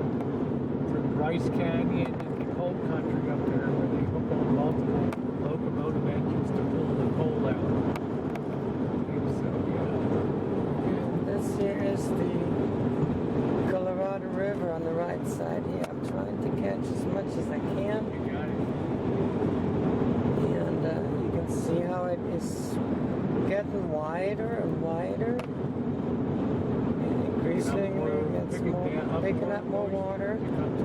That's about all we can get right now. So hope you enjoyed that. Bluffs over there. Hope you enjoyed that. Yeah. So it's kind of hard to see it now from here, but got to get to see a nice portion here. So there we go. There. Wow. And then there's a maniac. Look at there on a motorbike. Wow. I want to die. All he needs is hit him with that. There's Death Wish Part 5, people. You get to see it live and clear and loud here on our channel here. Death Wish 5. Very good. Alrighty, to the next sequence. Yeah, Glenwood Springs. We're coming out towards Grand Junction, western Colorado, and coming through these passes, the Colorado River is now on our right-hand side instead of our left-hand side. And we can really feel the wind that we're coming to the end of this, where the mountains are. It's really a stiff wind coming in here. And our weather held up good. And I think in another 10 minutes or so, we should be in totally flat, open country. Get ready to hit that dog leg off of I-70 to connect up to I-15.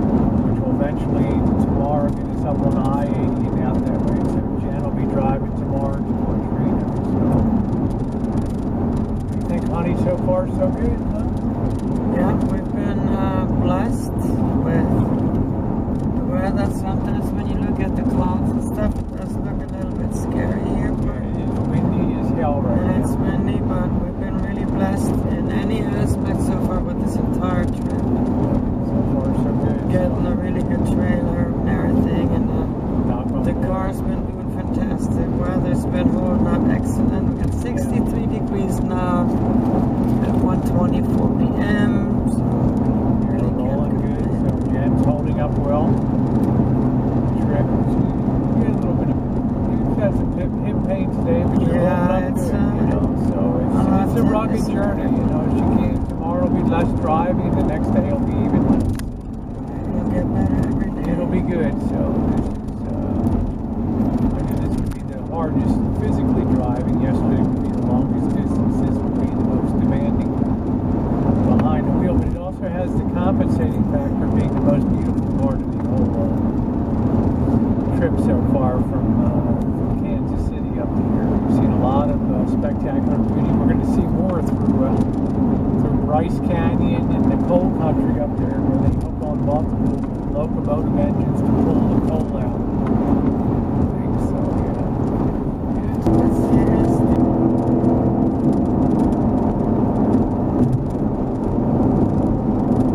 fighting these winds, starting with 75, but now we're opened up on the plains.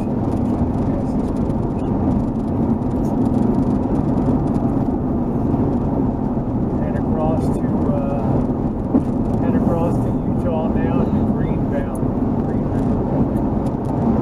River area.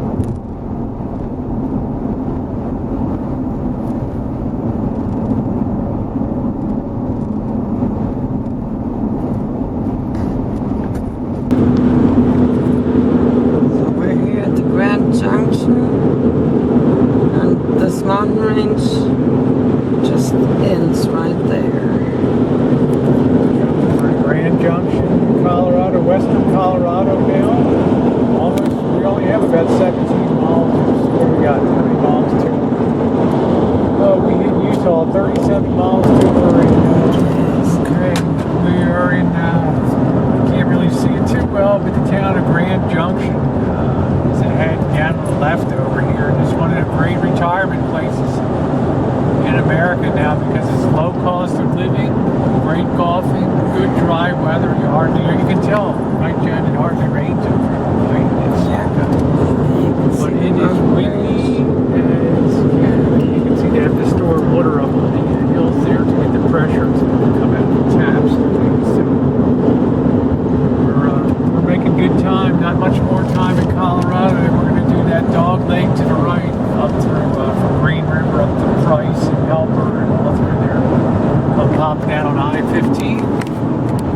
It'll be 100 miles or so south of Salt Lake. So you're a tough little leg, but once we're clear, once we're at the hotel tonight, it's like celebration time. So woohoo! Watch out, Jenn.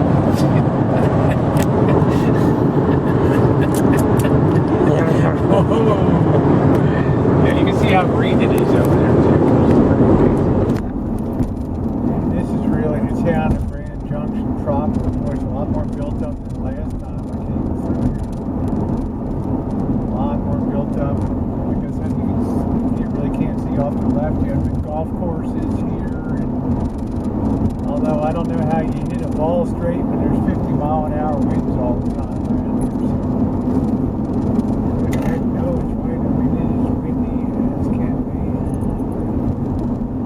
Anytime you see the trees have a little bit of a lean to them, you know, there's a lot of wind in this area. At least we're through the hard mountains. We've got to go through Rice Canyon, but that's very scenic and interesting. So, see those beautiful blue skies in the west. We have about 5 miles till we're in Utah here. And Jenn had to take her sweatshirt off. She said, I'm not used to 67 degrees out here. Very nice and comfortable. So, the skies, 5 miles from the border.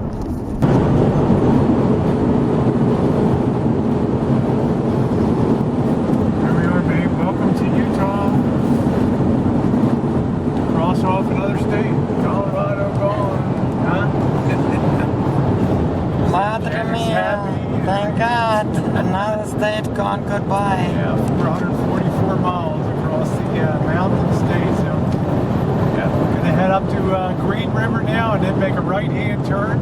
We're not going to follow I-70 all the way to the end because that takes us 100 extra miles. We're going to create a hypotenuse and go off to the right-hand side here. Join up with I-15 in Ogden, Utah, and then right up to Salt Lake. Yeah, we're excited. Salt Lake City, SLC. Here we come. I'm ready for bed, actually, believe it or not. I believe it. It's 2:30 in the afternoon. Long days. I've been like dreaming while I'm looking at all this landscape. I've been dreaming of soft, comfy bed. That's it. So anyway, it's exciting. We got to see a lot of nice stuff in Colorado, Beautiful state. and definitely more interesting than Kansas. Nice people. There's a lot of stuff to see. Colorado people are really nice, yes. And now we're switching to Utah, so woohoo.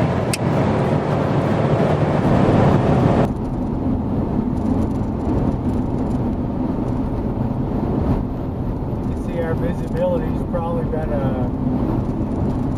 half a mile, quarter mile right now. Starting to get a little few raindrops, but it's very it's drying as soon as it hits the windshield. At least at this point.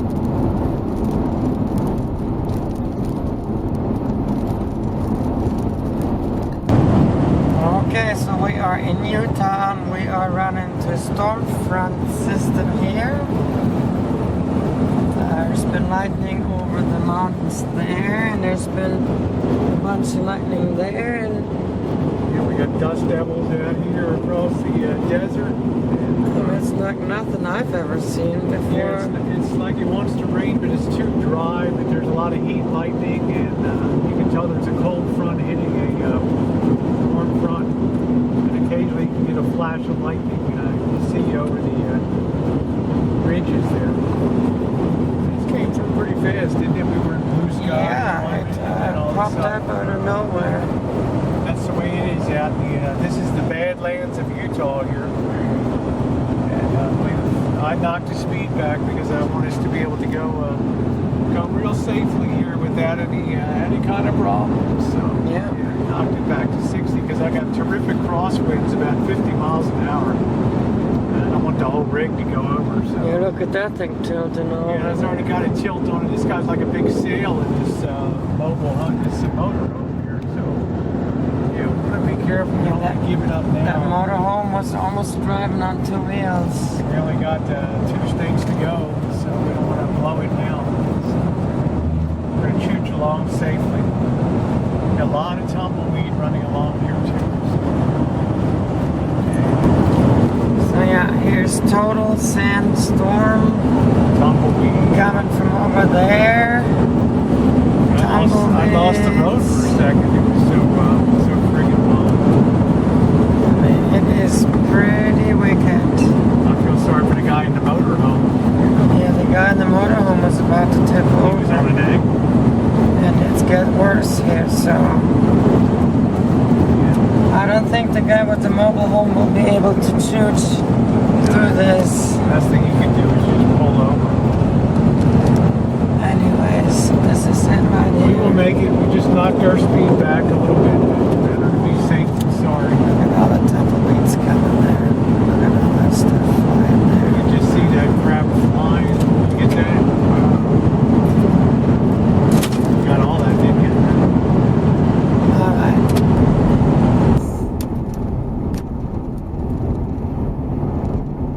How was that, babe? Pretty spooky. Huh? Santa Mize. Yeah, so lucky we're inside. I would hate to be outside right now on the highway. State cop There's trying another thing here. state cop trying to help somebody out, but it is really got really nasty really fast out here. Yeah, there's tumbleweeds and stuff flying. Well, we are in the Badlands, out in the middle of nowhere of Utah. There's the Rosie girl, there's me. Fast forward We just went through a sandstorm, and now it is raining. There's a rainstorm. And look at how wicked that looks.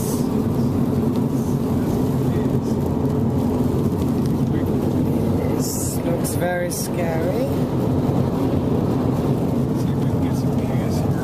So we're gonna now pull up here to get some gas and stuff, and take a restroom break. All that good stuff. But yes, it's been interesting. Bastard. We got plenty of death. Alright, let's do this again. Whoa, did you see the lightning there? Yeah. Alright, we are in Utah, heading north towards Salt Lake City. And we're running into a major storm. Again, we just made it to a sandstorm. Highway patrol in the middle of nowhere. And now here starts the rain. We're gonna be getting quite a bit of rain here, so We'll be ultra careful. there is some mountains up here, the Wasabi Mountains or whatever they're called.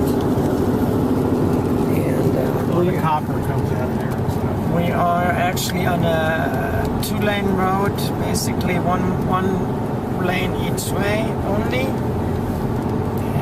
It's the price we pay for saving As some Rosie mileage. said, it saves us about 110 miles, which It's a good shortcut. I am very excited about. Because I think 110 miles less is awesome. So, This is your last really big day driving today. right, so we have, Tomorrow you'll be driving across the Nevada desert. Yeah. Real easy peasy over there. so we've been having a real interesting choo-choo in the desert, A lot of ladies and interesting scene gentlemen. changes. I It's mean, got big plateaus up there on top. Looks like they just cut the top of that right off. That's what's called a wasabi.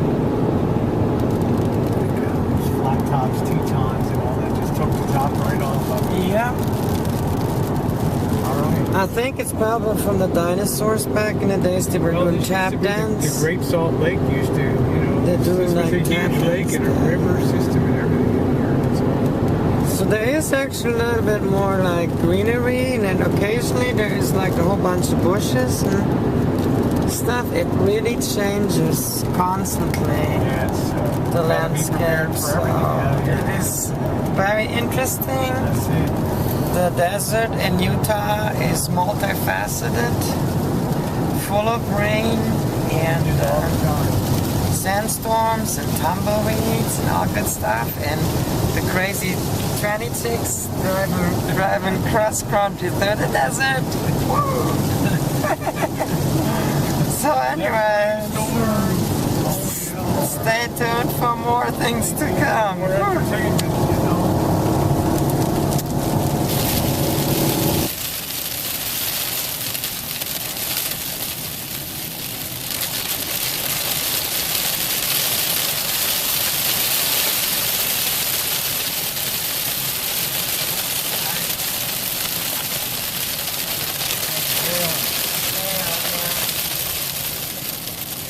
Okay, now we're just hitting hail.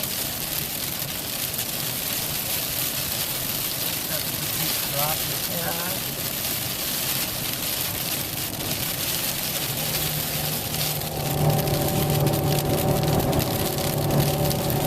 So the temperature went from like, what's the temperature?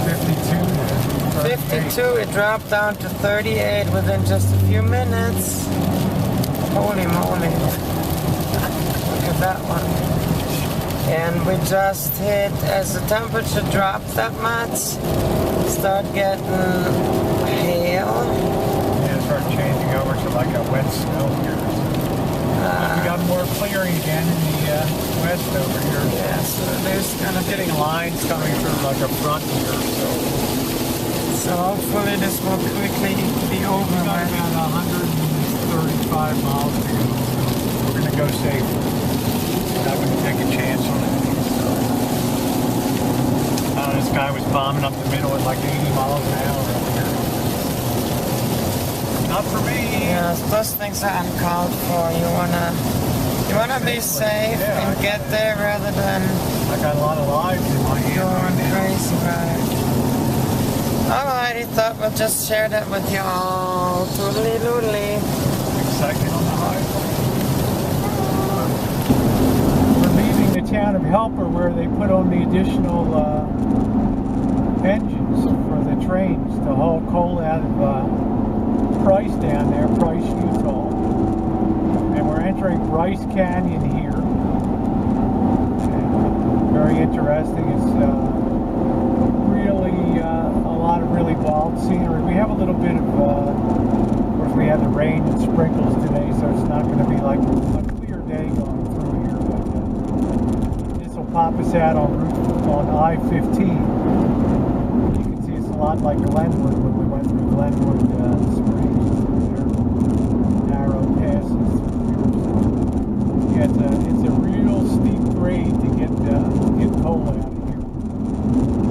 You can see the railroad tracks down below, down there to the right. Three or four tracks, 2 tracks wide. It's a really steep grade for trains to go. But very, very wild scenery here. Got to be careful of rock slides.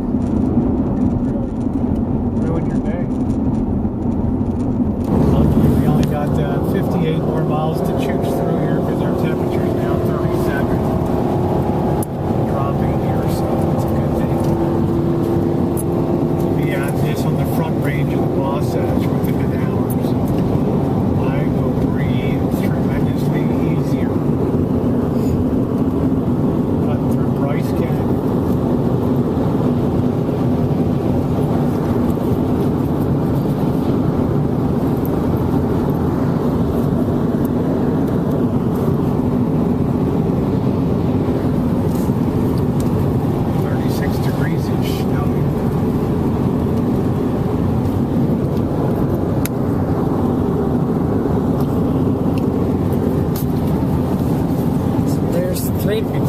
Grade. That train's got pulled like a 6% grade. It's really 3 tracks going down there. beautiful tracks out there. So we got those on video. 3 tracks, train tracks. And yeah, it's pretty interesting. Utah is kind of Wall, scrabble, wall looking place. like Colorado. So many different facets about it. And tomorrow when we're out by the Great Salt Lake, it'll look totally different. It'll be flat and desolate with nothing around. The Bonneville Salt Flats where they race automobiles to set land speed records and all that stuff will be out there. So hope you're enjoying the ride through Bryce Canyon here, courtesy of Missy Jenn. On the Jazz camera today. Yep. Flip camera. Yeah, batteries are going down on the other one, so I'll have to Keep on charge it up. We always got backup. That's right. Don't we? We're always looking out for our YouTubers. That's right. Things we don't do for you all. Now we're 35 degrees, so I want to be really careful about icing down here. So I want to make it out safely to I-15. You can see the train coming down. There's a train here. Snow sticking to it. It's going to be another snow.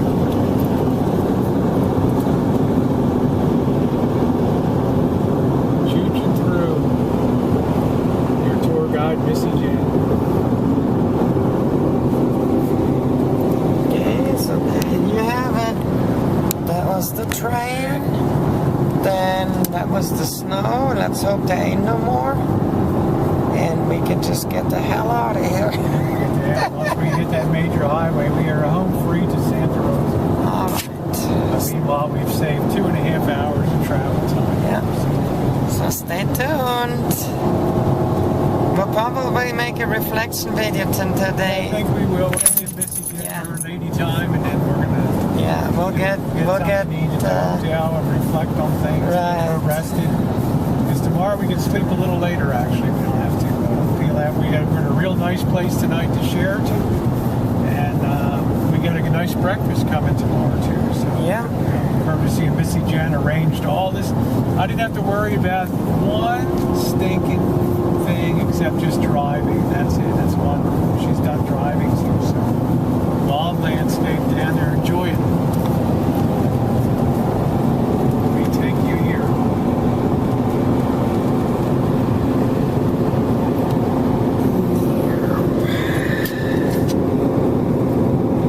Nice midsection there.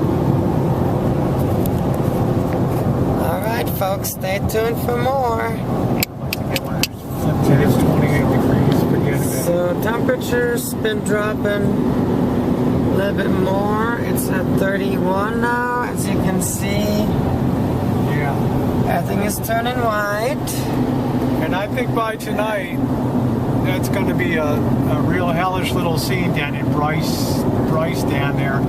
Pulling out of there, I wouldn't be surprised if they cut this road if this front is a change of weather for the next few days. They'll have to close that off because the grade is so steep coming out of there. So Jenn and I are really lucky we made the climb out of there before this happened. So we're still going to be careful. We still got a dropping temperature, but we're at the point now where we're almost going to pop out the other side to the major interstate highway. So yeah, it's been a rugged day. It's been a day of contrast and beauty, but so far so good. We're praying and hanging in here.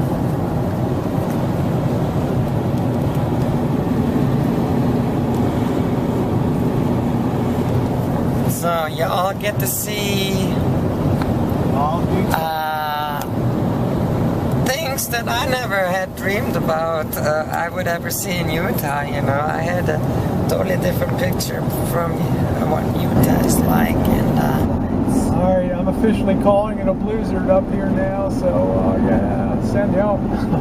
Let's keep going up here. So we're making it down. We're actually up to 33 degrees now, so I get down to I-15 and my worries about the trip are officially over. So it's just a matter of a few more miles, but I have to tell you, Jenn's Escape is amazing. The traction, the extra traction control is always engaged.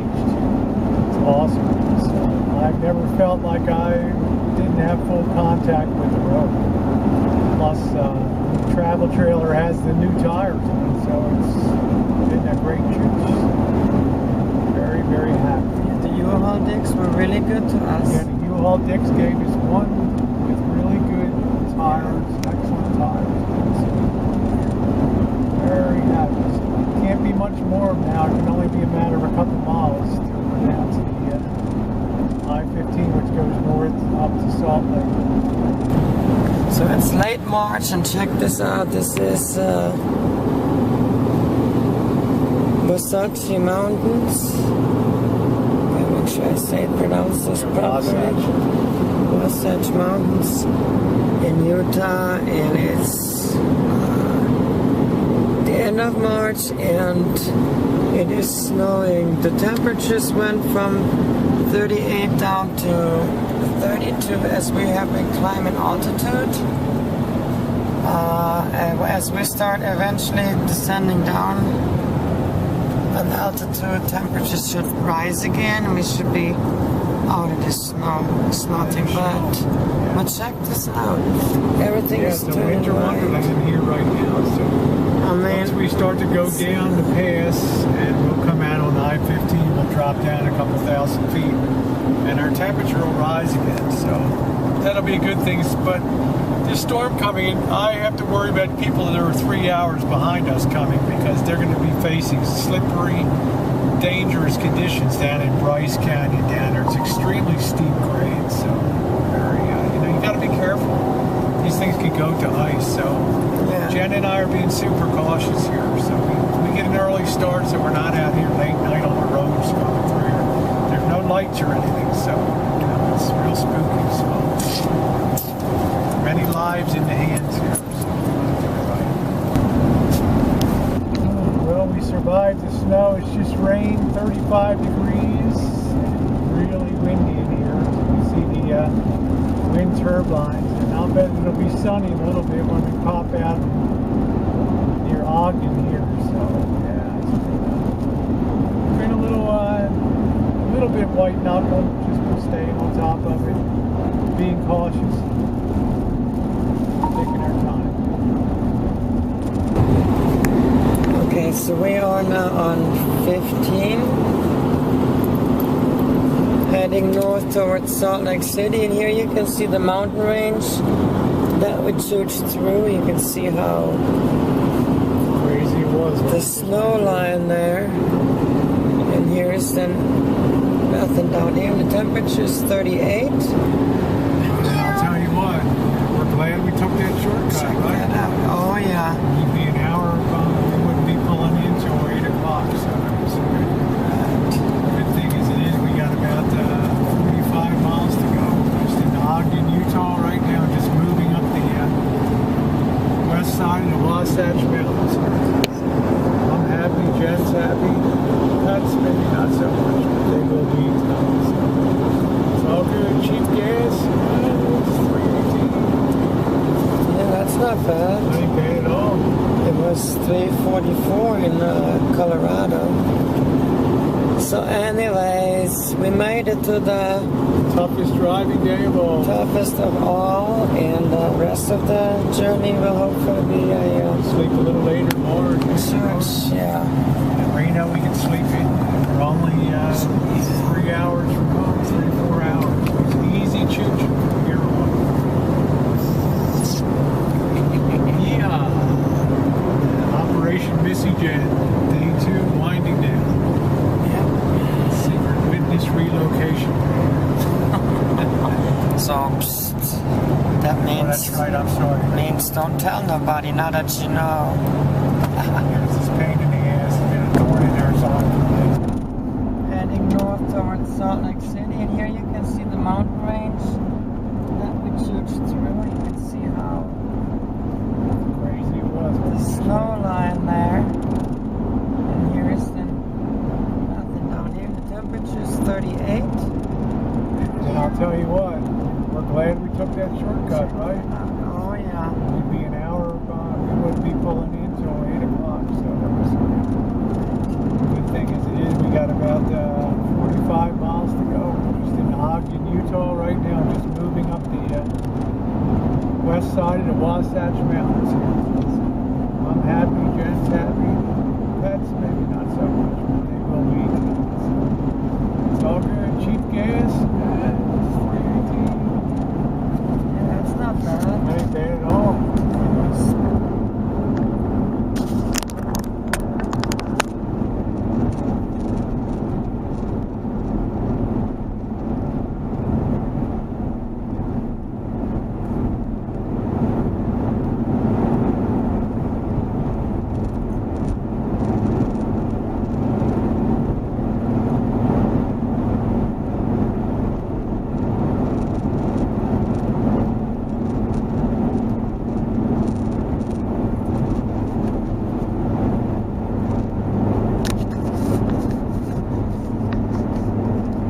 Hello YouTubers! We are in Salt Lake City. Rosie is right now parking the car and then bringing the dogs up. I'm already up in the room, and I wanted to quickly show you the room because this is the most fancy I've ever been at. This is the Sheraton, 9th floor. Check out the view here. Woo. Yeah, look at that view here. Is that awesome or what? You can, back in the back there, you can actually see the mountains with the snow up there. It actually has been just a little bit snow here in Salt Lake City. But check this out. What an awesome view.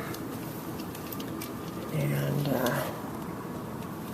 yeah, check out the room. Check this out. Oi, whoa.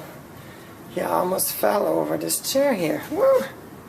I'm so excited about this. Look at this big TV. I think that's like a 60-inch TV. It's really, really nice. Computer desk there. And here's the bed. king-size bed, a chair, so we will be very comfortable in there. There's a nice picture of a boat on a lake.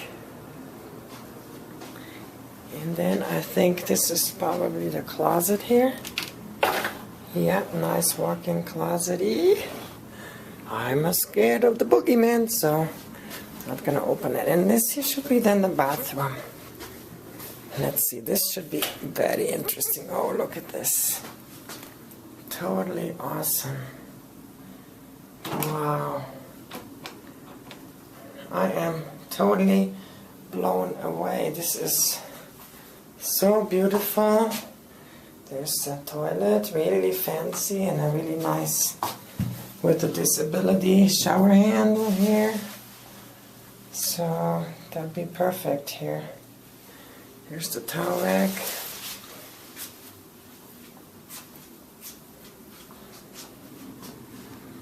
So yeah, look at this amazing room. Wow.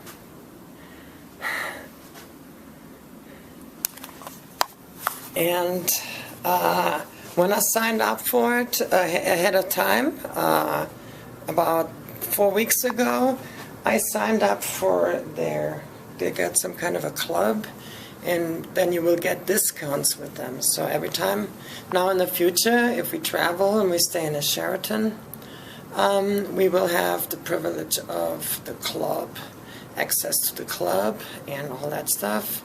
We're not going to be utilizing that this time, but we will get discounts and stuff, and that will really help to make the costs for the room actually very reasonable. So yeah, I thought I'd share that with you all, this awesome, amazing room. And yeah, stay tuned for more videos to come. Tomorrow we are heading out to Reno, Nevada. We'll be going through the desert, so getting away from the snow stuff here. So we will then continue to make videos about that trip, so stay tuned. And when Rosie comes up, we will actually make a review of today, a review video. So check that out as well. Toodles. Here with the Missy, night number 2 in the books. We're at the Sheraton in Salt Lake, and I have to say they've treated us very well here. We have the dogs up here. It was worth it to pay a little more. You don't know how nice it is, hon, right? To roll into town and know exactly where you're going to stay, and your dogs are going to be welcome and all that. So, right. And we had a nice dinner downstairs. Took the pooches out for a walk. So Jen's behind the wheel tomorrow for starting us out, getting across. How you feeling tonight? You've done amazing. It's after 10 o'clock, and for 2 days you've not gotten decorated at all. Yes. And I think it's good. Now you just had your knockout pill, so you will get a good night's sleep. But thumbs up for the. She's got some great bids today and took some great bids today. So it's an epic day today. yeah. So I'm going to take a little time and have my way with her tonight, and then we'll see you. We'll see you tomorrow out on the catch in the morning, and we will be on the road for our last kind of long leg from Salt Lake to Reno. Because I got to make sure the girl gets rested here, and the rest of the crew. So Yeah, I got really excited with all the storms and stuff. yeah, she liked that. That was something today. Nice. She knew I was a little nervous. She said I have a tell when I'm nervous. So Yeah. so, but she won't tell me. So but she'll know. So It's classified. classified. Information. Yeah, if she tells you, then you know she's got to do away with it. That's So right. I'm excited. So yeah, we're gonna get a little later start tomorrow. I'm gonna get like a 7:30 wake up call. We have breakfast here, right? Ooh. Breakfast, yeah, it was $30 Yeah, 30 extra, clams. So but it's gonna be good. it better be bonanza. So It's gonna be good breakfast. we'll get up. I will get a shower and get ready tomorrow. We will hit the road. We will go past the We will see just from the road Salt Air, which was a recreation place on Great Salt Lake, and then we'll pass the Morton Salt Factory. You see that, and then we'll go out parallel to the railroad tracks and out over the Great Salt Lake, and then head up once we hit Wendover, which is a gambling mecca in Nevada. We will, we'll be looking forward. I know you're excited to get out to the Rancho, and now you're 1,200 miles. That's right. Closer to the Rancho. So I can get out there and dance naked in the shine shack. Yeah, dance naked in the shine shack. And you've seen some of the U.S. that few Americans ever see coming across country in the heartland of America. And it's nice that we can share that with you all. Yeah, it's great. Because what we have witnessed today is something that you don't witness every day when you go through that. We can promise you that if you haven't watched those videos yet, and they're uploaded, watch them.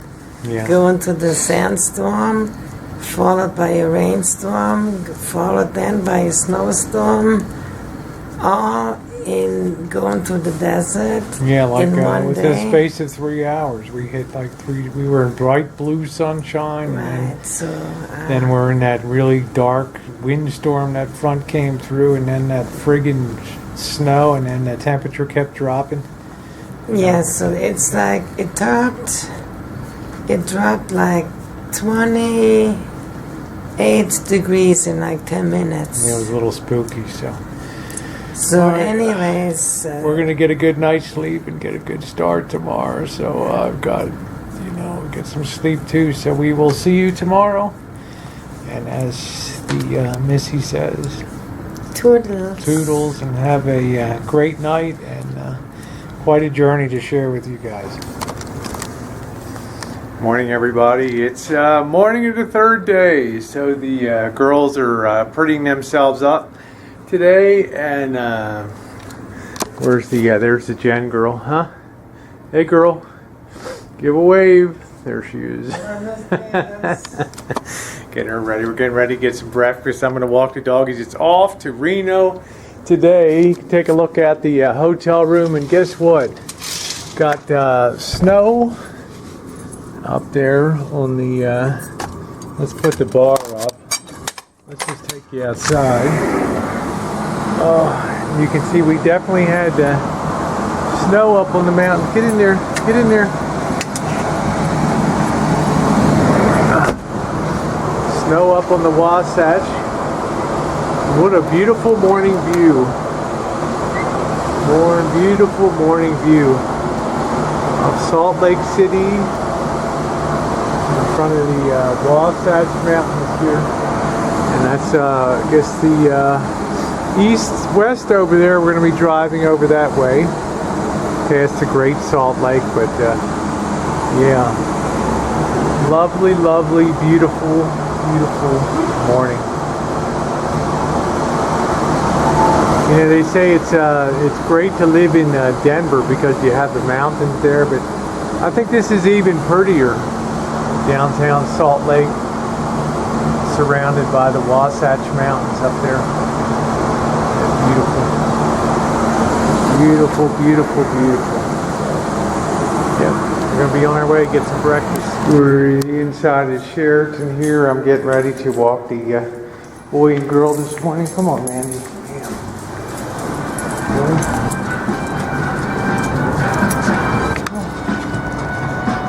Andy just peed right in the lobby there.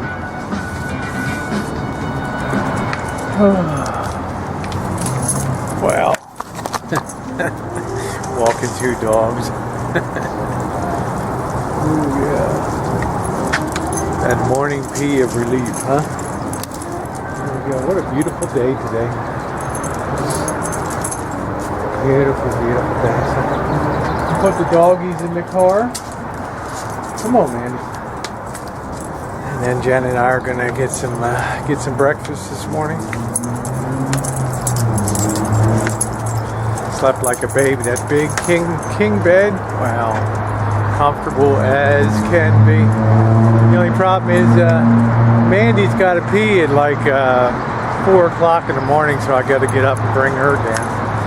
Jenn offered too, but you know, she needs her sleep more than I do. So we're gonna walk around and put the dogs in the car, get them ready. That way they won't be barking while we're eating breakfast. Yesterday, some dick in the room in Lyman, Colorado said good morning to her. It would be a good morning, except your dogs made it a bad morning for me. I guess when we were eating breakfast at 7 o'clock, the dogs were barking in the room. So, all right, Got the dogs see you in at the breakfast. car. I'll take you through the courtyard area of the Sheraton. This thing is a big gas fire over here. Flamed up about 8 feet high. I guess you can sit out there and roast your nuts. Good morning. Good morning. We got the pool area over here. Kind of nice. I'm gonna go in and get some breakfast. I'm hella hungry, guys. Hella hungry. The burger was real greasy last night. Good morning, Hotel Dicks. Oh yeah. Very well maintained property. Pay a little more, but after a drive like that through the Rockies and Wasatch, you know. Oh. Morning, cleaner day.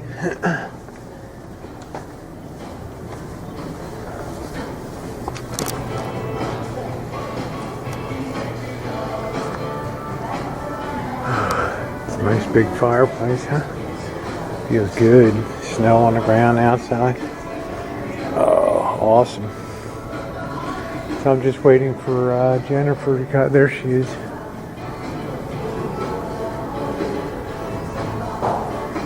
You want to ask that lady where our breakfast is served? One of these hotel decks up there. Hey, Hotel Dick, where's my Bible? I'm here with Georgie. Jen's in getting some morning coffee. We fueled up the rig, right? I'm getting my morning love from George. Yeah, dogs love me, you know. Go figure, right? So we're getting ready to roll out of Salt Lake and across Nevada. So it'll be some sights to see and stuff. So it'll be pretty cool. Actually, Jen's going to drive today, so I'm going to get out of her seat and I'll be doing the videoing today, right? Huh? Is that right? And if Georgie's, I know all y'all are going to say, I saw Georgie driving earlier and he only had one paw on the wheel. Like, really? So we had to talk this morning. And Georgie, huh? You going to put both paws on the wheel today? Right? So, you know, I don't want to give you any points or take your dog license. He's got his license here, so. All right, everybody.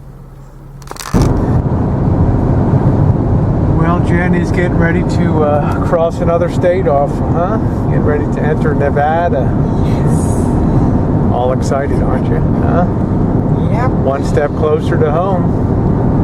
It's the last state before California. Before Cali. And at nighttime you can actually see Wendover from way over in Salt Lake because of the neon lights of the casino and the lasers in the sky.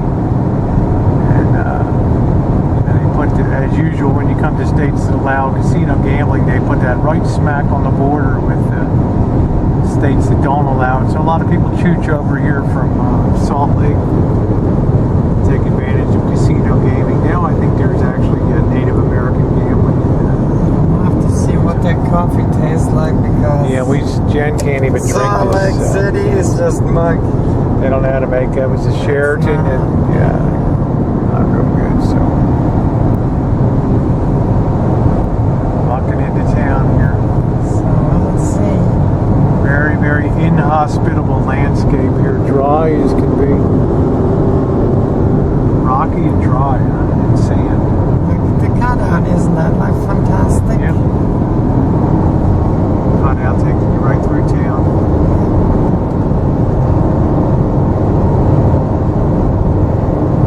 Definitely spectacular views. Couldn't imagine the cutout not being there and having to go over there. Yeah, couldn't do it. Have to go around.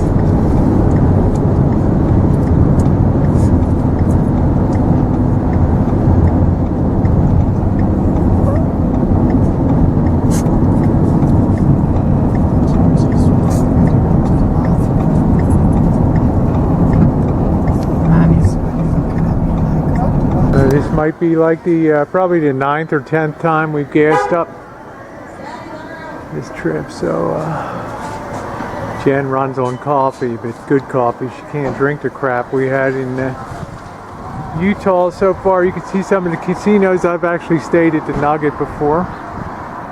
There's the Montego Bay. So yeah, Monday they got some people here. Monday morning, we just about hit the time change here too. We'll be cutting over at the Pacific Daylight Savings Time.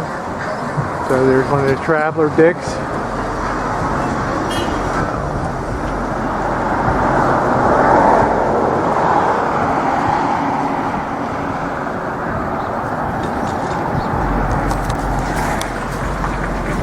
So at every stop, we like to give some water to the pets and let them get out and pee a lot. I think Mandy may have diabetes because she drinks so much water. She's constantly thirsty and peeing all the time. So we'll have to get her checked out. At least that's my.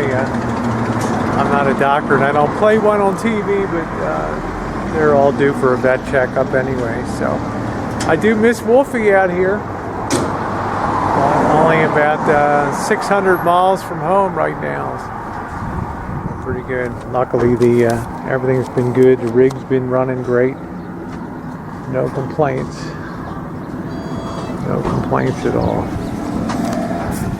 All right, next stop will probably be in Ely or Winnemucca, Nevada.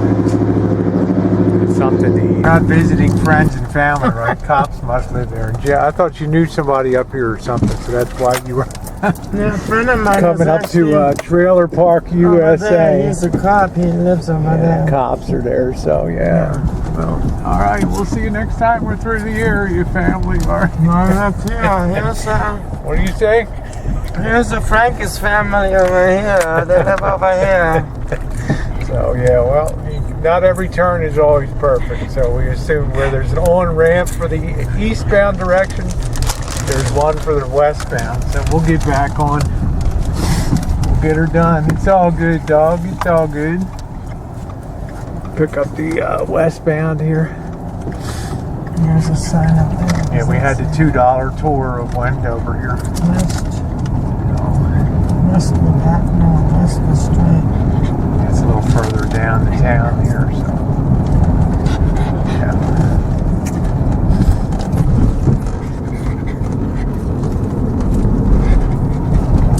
George, you didn't feel comfortable in that neighborhood, huh? A lot of ruffians and gangsters and thugs around there, huh? Some of those gambling thugs. All right, we're gonna roll through town to get on I-80 westbound here.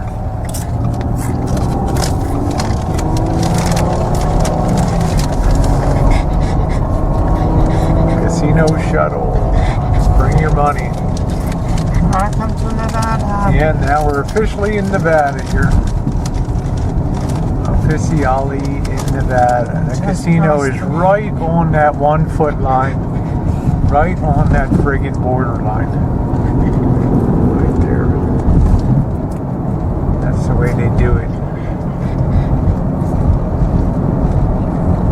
So when you come in to gas out, they want to make sure you have a chance to gamble, so they route you through town to get back on again. Knowing how much Missy Jenn likes to gamble. Oh, yeah. I'm like a friend of mine, his ex-wife, she lost $260,000, lost house and home. I'm just like that. Neither one of us are much on that gambling. I won't get started. There's no end to it. Well, I'm going to take her down tonight. We're going to pop a few bucks in, see if we get... So I get orgasmic when I gamble. You get, it's orgasmic when you hit that jackpot. So we'll see tonight. Get you juiced up a little bit here, so... That's not it. Peppermill. No, they're going to take you all the way through town here. Give you every opportunity to gamble and make your fortune. They're giving you a chance to make your fortune. We'll be getting to Santa Rosa naked. Getting in naked. Losing our pants and everything. Yeah. All right. 80 interstate here. Really. Okay, I can see. Well, you had your chance to gamble, right? But you're not going down to the Rainbow Casino. Well, I had years of counseling, so I'm now over this gambling. Your gambling addiction is over. All right, back on 80. Just when you think you're clear of the snow, here we go again. Right back in. It's a little higher than the roadway, but let's see, it's 39 degrees there. Clear, beautiful blue sky. Plenty of snow out there. My ears are popping.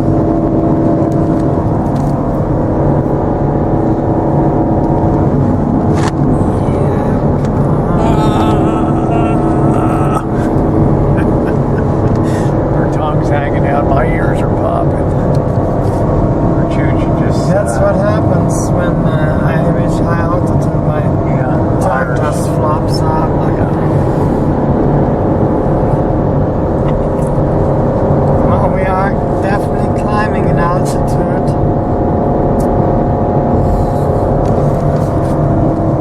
Yeah, we're climbing up to the high desert. Summit or whatever the hell peak we just climbed. Go up there and see that.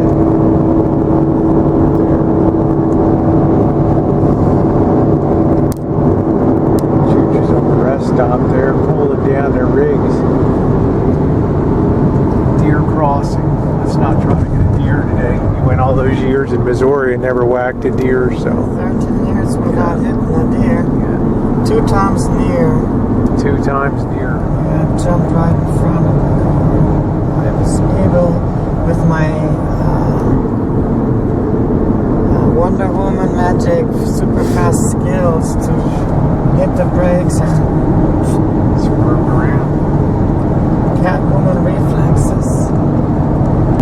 I was just joking around with mentioning to Jen, you can imagine the heartbreak of the pioneers having come over the Rocky Mountains and the Wasatch Mountains, and then they run into something that's so snow covered up here. And like Jen said, hoping against hope that there's a way to go around it. Of course, in most of Nevada there is. So what killed people in Nevada was the lack of water. You'd get 2/3 of the way across Nevada to be 90, 120 degrees, and the cattle start dying, and the oxen, the steer, and then the people start dying, nothing to drink, and you just die of thirst. It's a very impressive mountain range right there.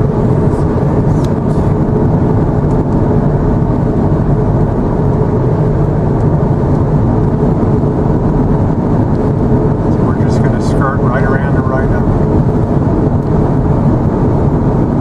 Following along in the Humboldt River, you can't really see the river, but we'll start to pick it up in a bit. But 2/3 of the way over towards California, it dries up into a sinkhole, and it's salty and alkaline. Nothing to drink. About 11:28, we have cut over to Pacific Daylight Savings Time now. We're rolling through the town of Elko, Nevada, which is a really big mining service supporting mining town here, for a lot of the gold and silver mining. Our weather's kind of degraded a little bit. Nothing's coming down. It's 43 degrees. We're not going to get any snow or anything, but we've lost our blue sky we had back. But I'm pretty sure when we get over towards more western Nevada,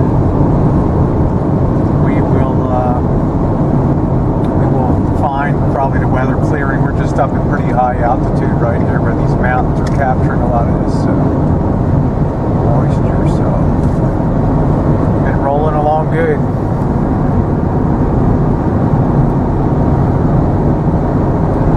Somebody's got their own private, looks like observatory up there. Could be a Doppler radar for the weather. Yeah, it could be Doppler radar like Jen's. Jen probably knows more Because about I think that. that's what that is, a Doppler radar More about it than I do. for the weather. She identified the blimps that were over the Yeah, restricted they were military area. Yeah, those were blips. Yeah. always associate Elko with having this huge American flag. Still there today. It's like a veteran cemetery over there. A lot of new development. Yeah, there's mining has been very good the last 10, ever since gold and silver took off. Yeah. You can see all the new development here in Elko. Gold prices skyrocketed. Silver went up and they went down again. Yeah, it's still almost 4 times higher than it was in 2005. Silver is almost better to More buy leverage. because the jump up and everything is higher. You make faster money with silver. See how little money's rolled into this town. A lot of Basque people from that area between Spain and France settled in here. A lot of new Sheep buildings, farmers. a lot of new stuff. It's much more developed than the last time I came through here. Of course, the last time I came through, they were giving silver away at $5 an ounce and gold at $450 an ounce.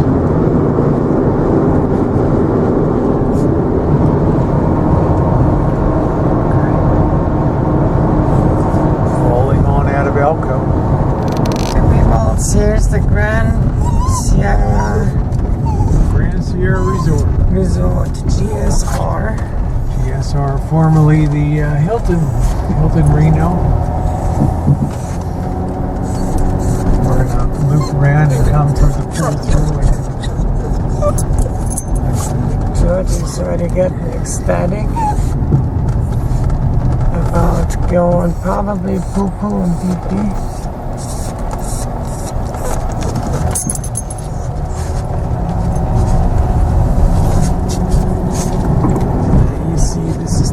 I guess this is the main entrance we're heading to.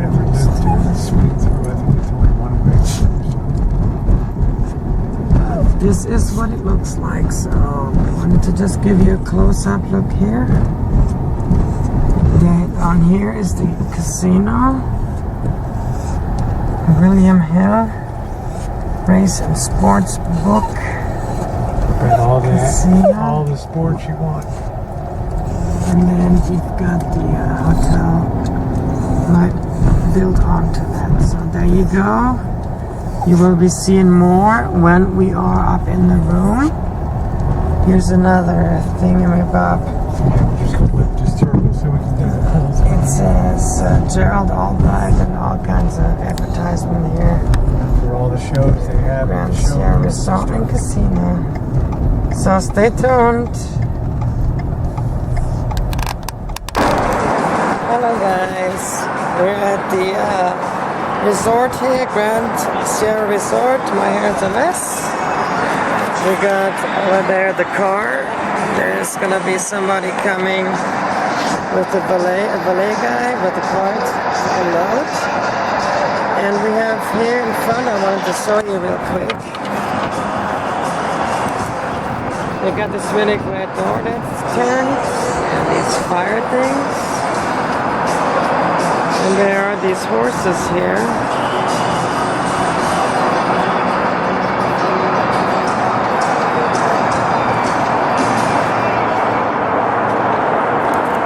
Well, we made it. We're in the hotel. Nice. Quite a job getting the doggies through the casino floor. They had to sniff everybody's crotch on the way up. It was a huge British bulldog thing or something. It was a monster dog. Well, With a big bashed in face kind of thing. so we're just gonna rest a couple minutes and maybe get a drink or something. Oh, get you a hot chocolate. Maybe go down to the bar and get a hot chocolate and me a beer. My levels are dangerously low. You know why? So I take that from the boss, right? My levels are low. I need a beer. I need a beer. I need a beer. So, okay, you happy? I'm very happy. I'm very happy. I hope the weather doesn't deteriorate too bad, but And we're going to go safe tomorrow. Let's go too early to work to keep those roads open. So, all right, our room is pretty nice, huh? It's very wide and open there. Yeah, Smokey. She said she'd give us a little room with a little more room, so you could shoot your around inside of it comfortably. Yesterday, So, last night, that was really tight. And, I asked Jen to use the chair because it's easier to get her in and out of the hotel. Otherwise, she'd be walking in and walking 2 miles to get up here to the room. I've had the security guard. Yeah, I had the security guard bring you up and everything. So it's all good. So that keeps her from getting dickered. And she's been amazingly strong through 10, 11 o'clock at night. So, all right. All right. Our last, hopefully our last night on the road. This is the view from my room looking south. Here you can see the airport. Pardon that lamp in the background there. That's a pool. If you recently saw the videos from the trip to Reno, you'll recognize that pool there. Down there. It is windy and cold tonight. Nothing wrong with that. Alright, here we are at the Grand Sierra Resort. We made it. Yes, we're having some dinner. We finally got a good cup of coffee today, huh? First good cup of coffee. The first place was terrible. The second place was lousy. The third place sucked, so you had to come, 500 miles to get a cup of coffee today. You had to come all the way to Reno. So, Mom Mercedes got a smile on her face, and Rosie girl has a smile on her face today. So, got some good grub here tonight, huh? Mm-hmm. We're at the casino buffet, so get out of here now and let us eat. Look who's gambling. Missy Jenn already hit one on here for 50. We're going to see if she can get anything else on here tonight. So, Let's see if I was wearing a cami. I could fasten my boobies into the cameras in the wing. They would let us win some. we own the place over here, huh? Yes,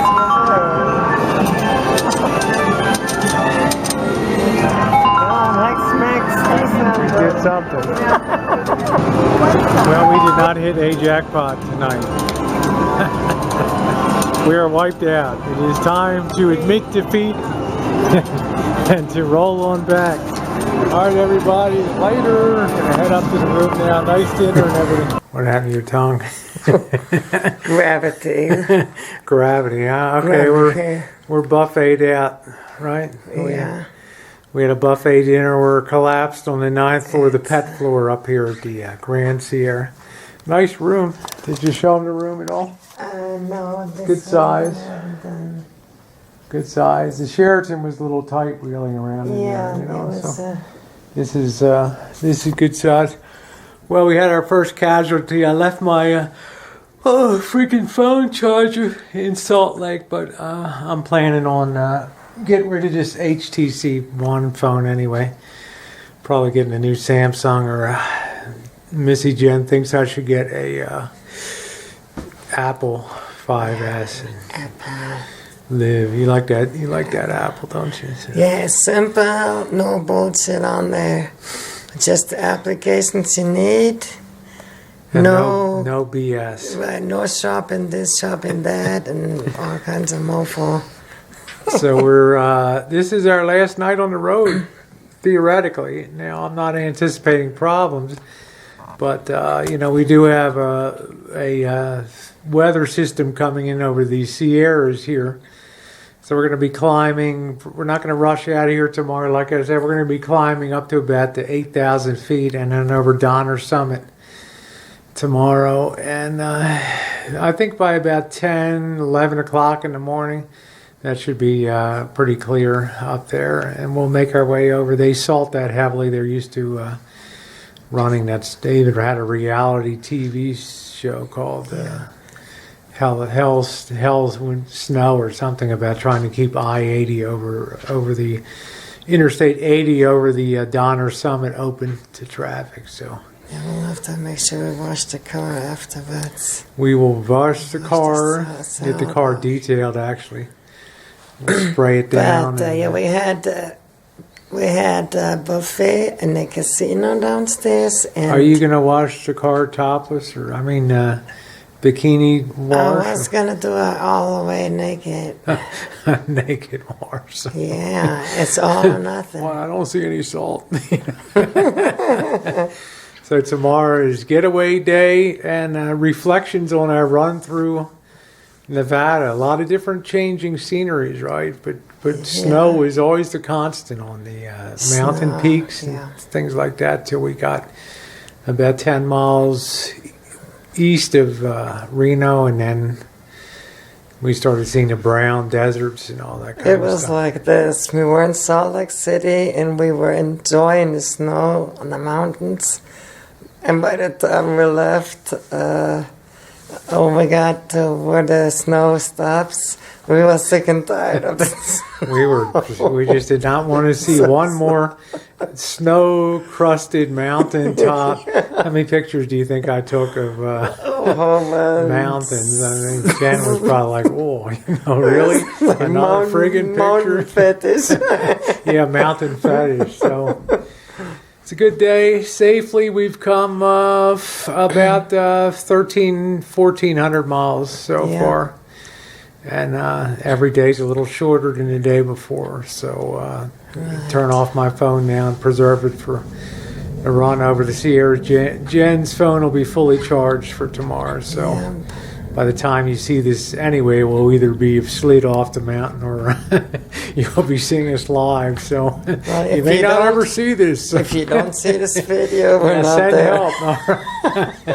Then we're at the donor party at up the, there thing, fighting so- a battle. Yeah, we're just gonna grab a coffee downstairs and hit the road tomorrow. And That's once right. we get over the summit, down below about 4,000 feet or so, we'll warm up and hit a stop to get some more gas. Probably our final gas up of the trip. So I figure we've gassed up about 12 times so far. 15-gallon tank. We'll do the math when we get back and figure it all out. But it's been a joy hauling that U-Haul. You don't even think you have that behind you, when you're rolling along. So, all right. Well, toodles. Turtles. Okay, here you can see Reno, Nevada, up from the 9th floor.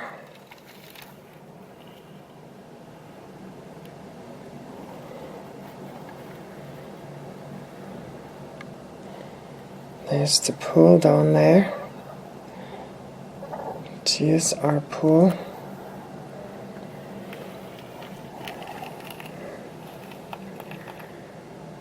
And yeah, it is like 8:30 p.m. And as you can see, still a lot of traffic on that main highway way back there. A lot of traffic going. A lot of busy people. It's like they say, the city never sleeps. And I keep tripping over chairs and stuff. Like they always say about New York. New York, the city never sleeps. Well, I can tell you that here you can definitely say Reno. In Reno, the city never sleeps as well. Now in Salt Lake City, I checked out several times at night, and the area we were in, there was not a soul out on the streets. So the city went up in Salt Lake City actually to sleep at night. So wow. Anyway, I hope you like this. Just to kind of add that on. What Reno looks like at night. Good morning, YouTubers. It's Mamacita Missy Jenn here. It's a very cold morning in Reno. I have no makeup on or nothing because we are at 8 o'clock now. 30 degrees here, and we googled and we need to cross the mountain range, I believe over that way. Up there, that way, I'm not sure, you probably can't see. But it is 27 degrees in Truckee, which is basically the high spot up that we need to reach. Going through the Sierra, so we got like 20-minute drive to the mountains, and then we have 5 miles of climbing to the summit, and then from there it'll be switching down westwards into the better weather. So my gut instinct told me that we should skip breakfast and everything, just get gas, cup of coffee, and get going as soon as possible before weather changes, and at least go ahead and get over the Sierras, and then we will, once we're over the Sierras, just stop somewhere and eat breakfast. I've got our luggage here. All stacked up on the wheels there. I told Rosie I'm not gonna wait for a valet to come up and pick up the stuff and bring it down. We're just gonna get literally, pardon my French, the hell out of here quick. There's some not so good weather. Basically that away there, and that's where we're gonna cross the Sierra. So we don't want to risk nothing, and I think that within an hour we can probably be at the high point. Basically the 20 minutes getting there, and then 5 miles up. So hopefully within an hour we can report that we made it safe up, and then we can like safely choose down the Sierras. I will make a bunch of video. Rosie's driving, so I'm today camera lady again, and I will try to get some good footage. Okay guys, it's getaway day from Reno. I got Mandy and George here gone to pick up Missy, Jenn at the front of the casino here, and then we're off for our last big adventure climbing over the Sierra Mountains here, and that's going to be a challenge because it's cold, and it's like 25 degrees up on the summit there, and they're supposed to have heavy blizzards for the next 2 days, so we will see what happens. We're both looking forward to getting back. Her for the first time. We're seeing her home, and for me because 12, 13, 14, 1,600 miles. It's a long way to ride with the pets and stuff. But we've had great accommodations. Everybody's treated us wonderful, even though Mandy peed in the inside the Grand Sierra Resort and inside the Sheraton. Shit happens, right? At least it didn't take a dump. So going to pick up Jennifer now. I think she's shooting a video in front of the reproduction of the Frederick Remington statues there of the horses in gallop. So, geez, I got to tell you guys, she's very taken with all things Western. So it's been kind of exciting to see her perk up as we've gone from the flatlands of Missouri to the rising countryside of Kansas, out to the Western Plains, and spectacular Colorado and Utah, and yesterday even through Nevada. It's okay, George, it's okay. We're going to get your mall right now. So, all right, we're going to load her up and get her stuff loaded, and we'll be on our way. Just to show you, I was trying to record these horses yesterday here, and there was constantly people in front of it. They got in front of the hotel here, these wonderful horses, running horses. They are, I think, brass, made out of brass. Really pretty. And it says here on the placard, Spirit of Nevada, a tribute to the wild horse or Mustang by sculptor Douglas Van Hout. The Mustang is one of the few remaining true free spirits of the Old West, introduced in this country by the Spaniards in the 1600s. They have adapted to harsh winters and rugged terrain, surviving wild predators and men. Nevada supports the largest number of Mustangs in the West, where they run wild and free. And yeah, Van Hout Studios, Auburn, California. So there you have it. These are Mustangs. Mustangs. So I am actually able today to give you a little history lesson here. It's pretty awesome, even though I have to read it off. It's still kind of cool because Rosie is the one that knows pretty much about everything that happened in the United States. She really is an ace in history. So anyway, check this out. That is totally cool. So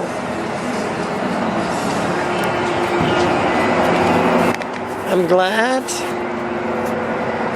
I was able to share that with you. And now I'm basically just waiting for Rosie girl to get the car, pull up, and then we are out of here. So see you later. Cabela. Very popular store. There's If we Cabela's. lived here, you and I would be spending a lot of time at that store. Cabela's. Get my first camo out there. Hello,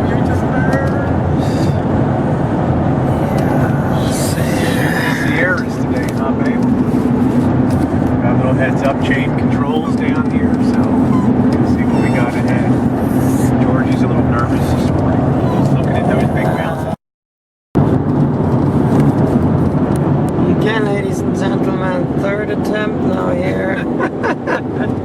Here is the Gold Ranch. We already missed a I whole love bunch her of... JVC, but you need an engineering degree to run that thing. Yeah. So it's a beautiful camera. It's got so many Still buttons. Yeah, we're still running. Well, you can see where the east-facing slopes of the Sierras. We got to get over top of these babies up to about 9,000 feet. It's going to be a different world when we're on top of there. It'll probably be extreme blizzard conditions, possible whiteout up here. This is our last big challenge of the trip, and it's the last big challenge the pioneers faced in the coming west to California in the 1840s and onward, making the Sierra Mountains. So luckily we got a comfortable car to be in anyway. So. And it's only gonna be like 5 mile stretch. Yeah, we're gonna go up high on this side To go up high. quickly, and then descend down slowly on the other side. We get down to about 4,000 feet or so, we should be into a rain situation, which is So we should be able to shoot, we may be required to chain up here. go I'm not through sure. quickly. Jen's got the all-wheel drive control on the vehicle, so it's a great rig. If anybody's going to make it through, it's going to be this rig. So going up, I'm glad I have the extra weight on the back with the chooch behind us coming down. And my fat ass on this side here weighing the vehicle down. It's a nice ass. It's spankalicious. Yes, I Right? chased her around the room all day. It's nice. All right, we're underway. Here's the sign, check it out. Sacramento, 125 miles. Looking forward to getting there, and then we'll see where we will eat something on the way. We'll find something, yeah.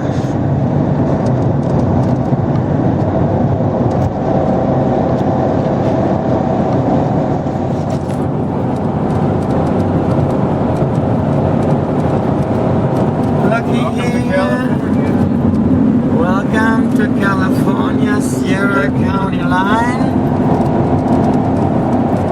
So the Rosie girl Jen has officially busted her and California me, area.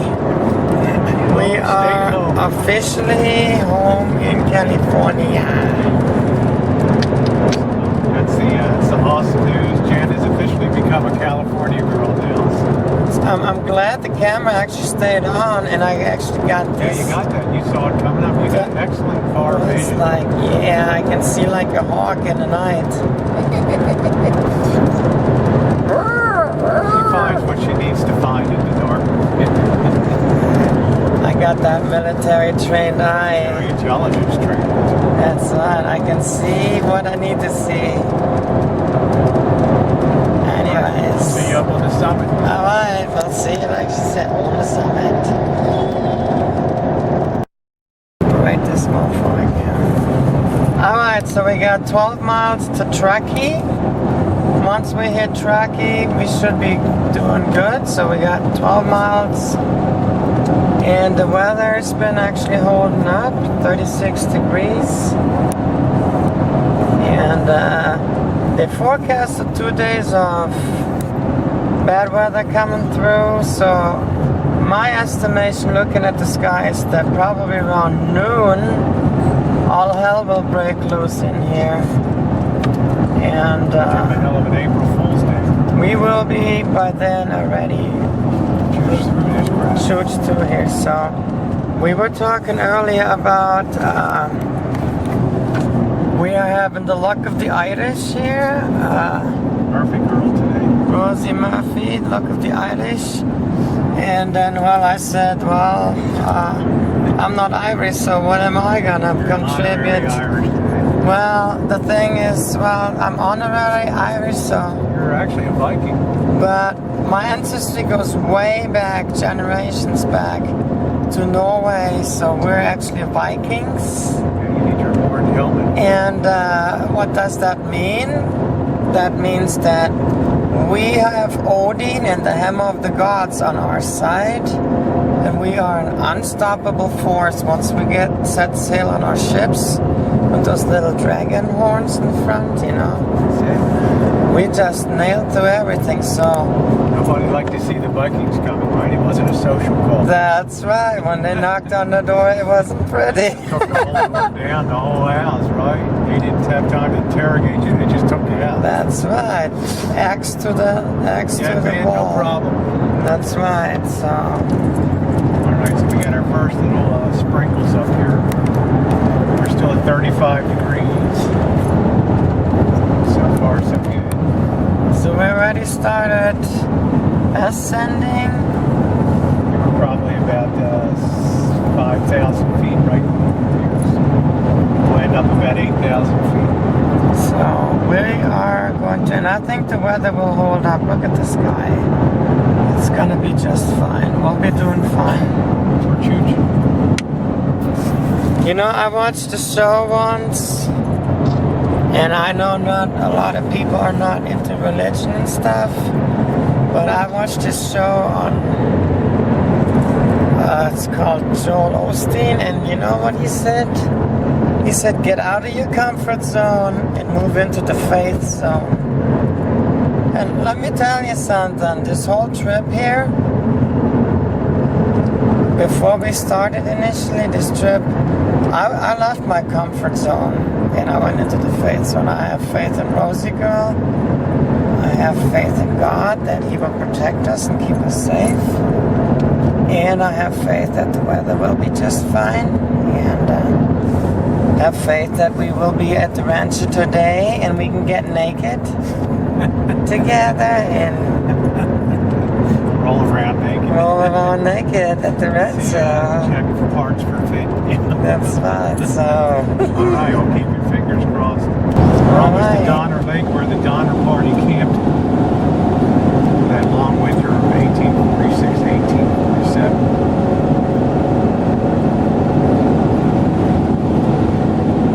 People on foot, so prepared to stop. So we're 1 mile from the peak now. And you can see we've now got really basically whiteout conditions ahead, as I thought that there might be. So this is no freaking joke up here. Let's see there.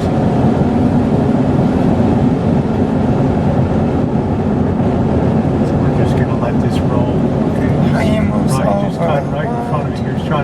maximum leeway to this guy. This is really going to get hairy now for the next mile.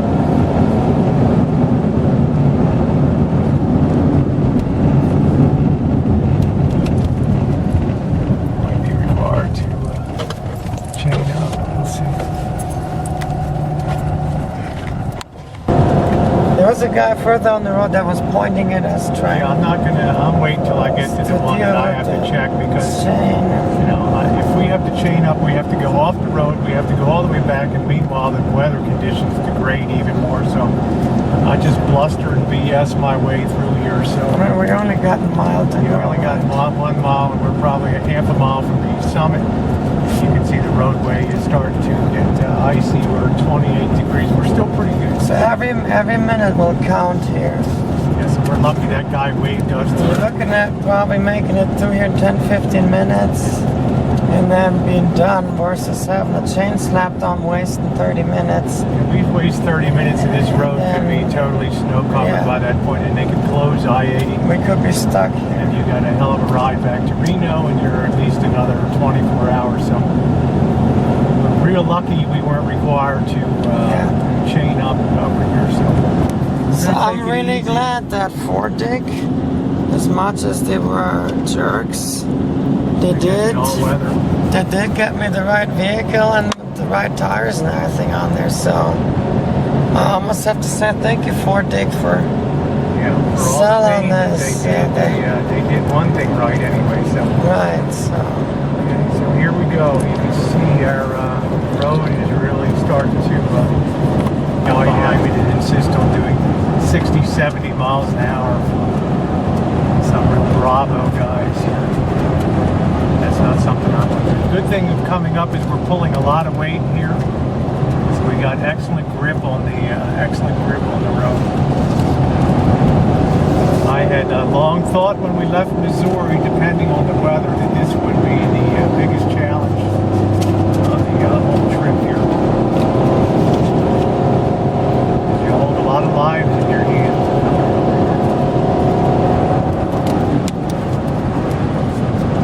I say there's a lot of people who want to speed through here. What we don't want to do is we don't want to break our momentum here. We do not want to stop, or we might not get started again.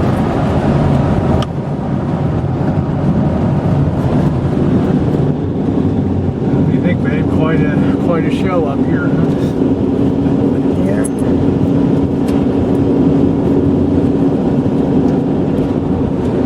Here's a FedEx guy's almost lost his momentum. Yeah, he's kind Got of ready to chooch over to the side, so you can see we're in real blizzard conditions. It's not as windy, so that's a good thing.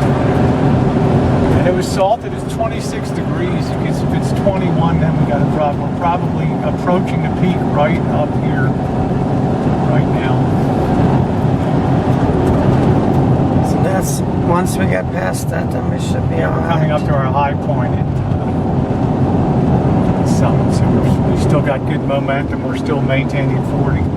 I can feel every wheel gripping here, which is great. So here comes the trucking fire department on the inside. They'll be rescuing a lot of people today, especially overnight.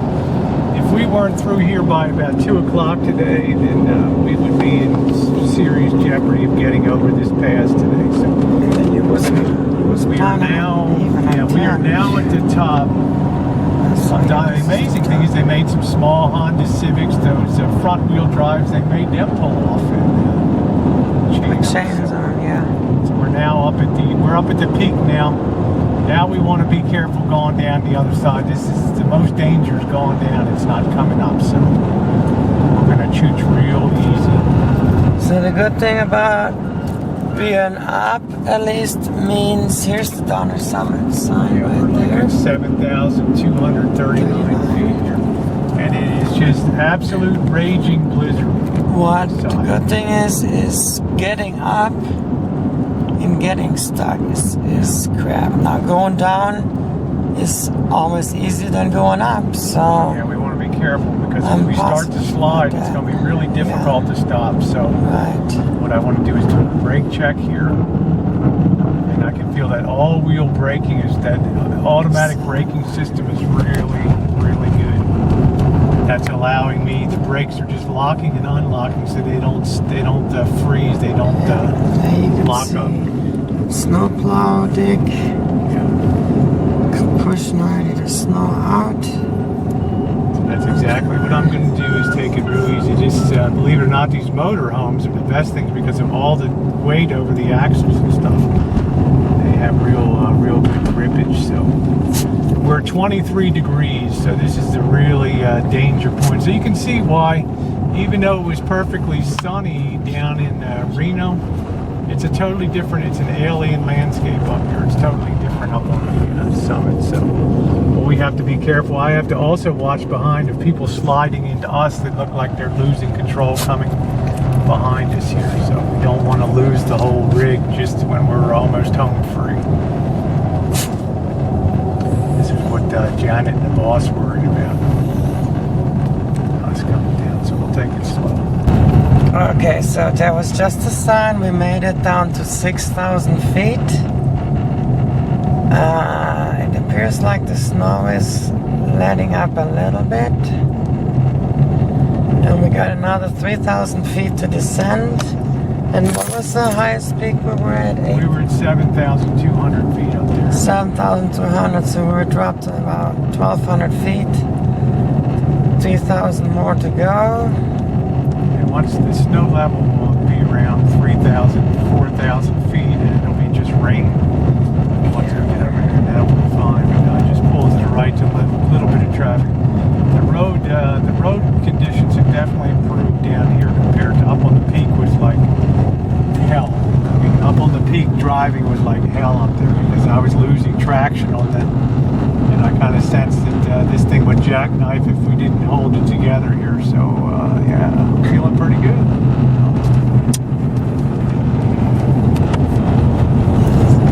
Okay, so we just got passed by a pickup truck that wasn't even on the road. He zoomed through on the shoulder. So that shows you how some people are still crazy. Luckily for us, temperature is gone up to 24, so that's what you want to see. You want to see the temperature rise, and as we are descending, temperature should go up higher and higher. But yeah, visibility is like really not the greatest.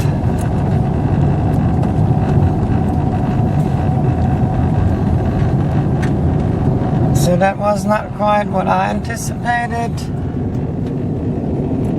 but luckily we didn't wait with crossing over. I think if we would have come an hour later, we would have not made it through. Yeah, we would have been in serious trouble. And we'd be still way up there in Donner Pass, probably stuck or whatever, so. Our timing was perfect, I think. Yeah, there'll be no stopping us now. I'm very optimistic that we'll make it. So here you can see the craziness that a truck, 18-wheeler, has to be a hero and pass all these other 18-wheelers. And since there's only two lanes, period. Now you got 18-wheelers on both sides, which is really sucky. It's dangerous. One of these boys goes sideways and it closes down the whole interstate. I mean, it's just so irresponsible from this one truck driver here. So, we're not happy about that. We're 27, our temperature's climbing, so this will get slushy soon. So. Temperature's 27. So the higher we go, the better I feel because this has been murder coming through here. 27, so. I'm always happy to see that temperature go up. Bikini weather, 27. Yeah. if you think about it, in another few hours we'll be dancing around naked on the Rancho, you know, we'll be laughing about this. Nails and screws and We'll be laughing about this and say, yeah, you know that, remember that? Oh. Alrighty. You can see we're really starting to pick up the wind. We're back in blizzard conditions again, although the temperature's nice. It's 28, 29 degrees. Is because we have this huge storm coming off the Pacific and rolling over California, and these Sierras just trap all that moisture and dump it right here. So boy, I wouldn't want to do this again today. How about you? Once is enough for me. This chooch today. Let me put it this way, I'm cured of snow for the rest of my life. That's it. I told Rosie if she decides to go San Diego. she wants to go skiing Her on vacation, I'm gonna just sit home and do bids. stay naked on the Rancho and do some sweeping videos. That's it. Hello, San Diego. You know, that's it.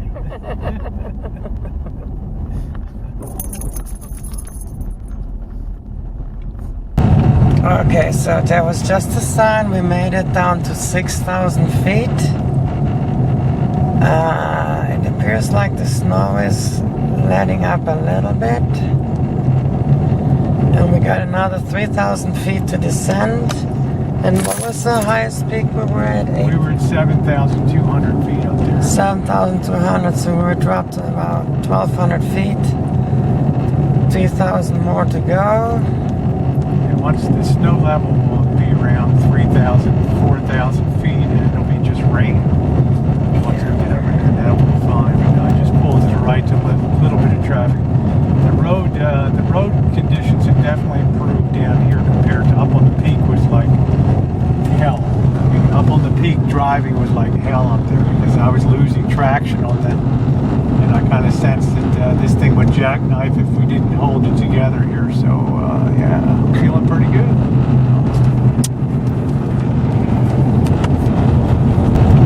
Okay, so that was just a sign. We made it down to 6,000 feet. It appears like the snow is letting up a little bit. And we got another 3,000 feet to descend. And what was the highest peak we were at? We were at 7,200 feet up there. 7,200, so we were dropped to about 1,200 feet. 3,000 more to go. And once the snow level will be around 3,000, 4,000 feet, and it'll be just rain. Once we get over there, that'll be fine. I just pulled to the right to a little bit of traffic. The road conditions have definitely improved down here compared to up on the peak was like hell. I mean, up on the peak driving was like hell up there because I was losing traction on that. And I kind of sensed that this thing would jackknife if we didn't hold it together here. So, yeah, I'm feeling pretty good.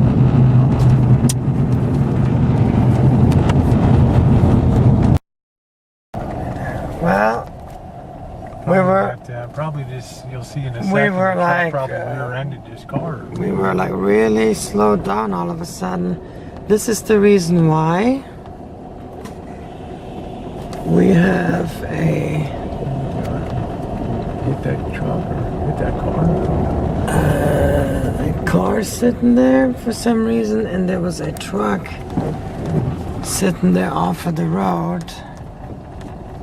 So not sure what happened.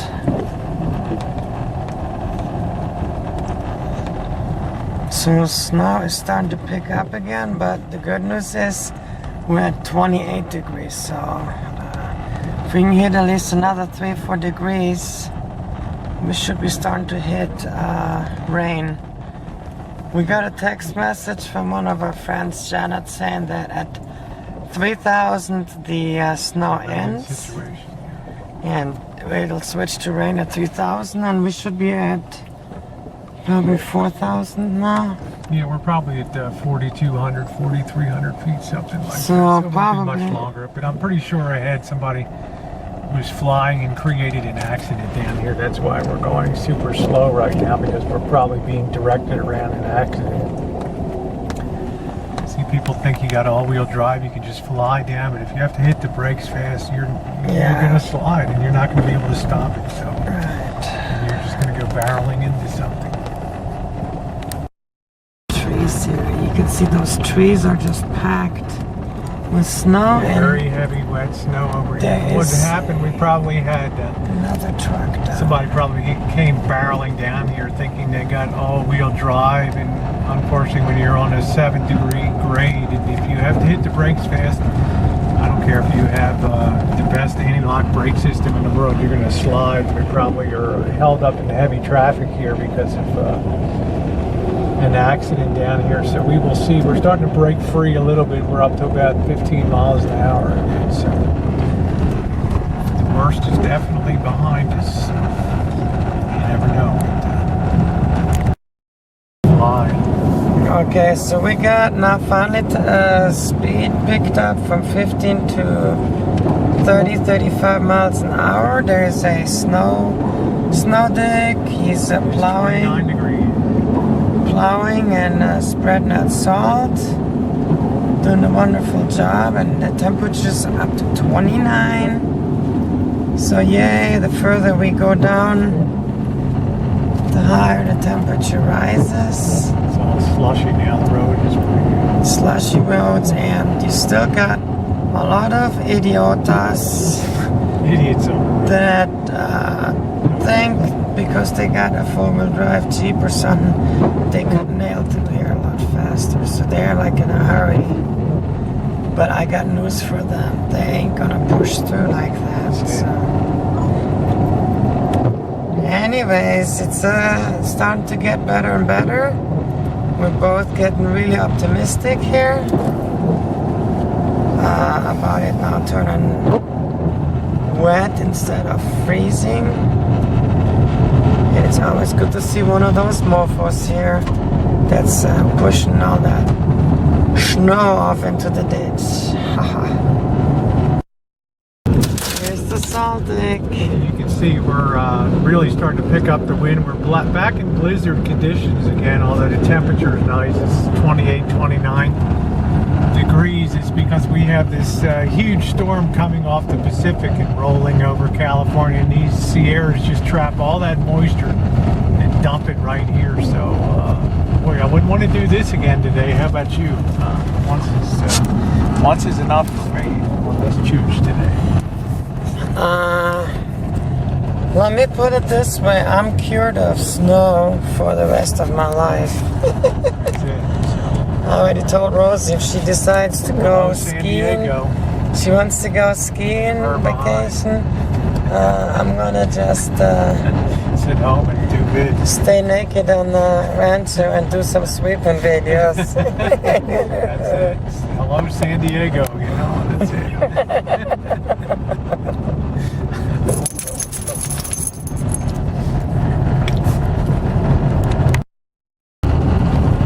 Here for the next 2 miles we are on a fast descent with a 6% steepness, I guess it's grade, I guess they call it. Grade. 6% grades.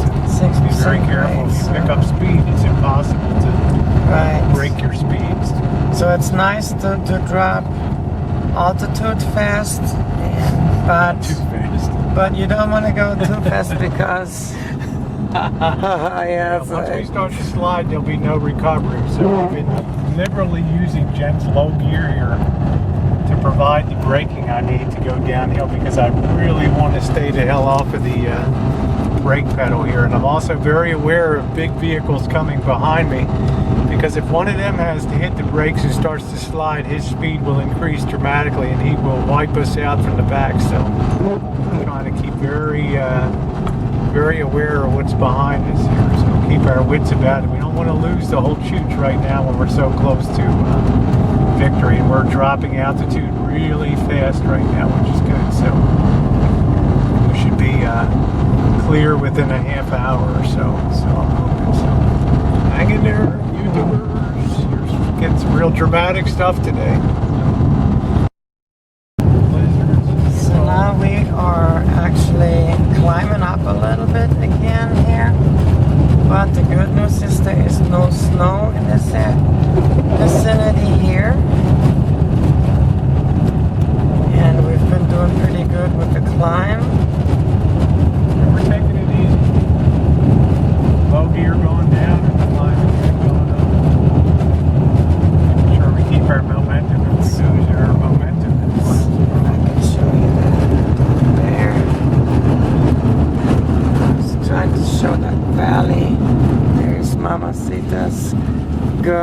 Rosie making funny faces.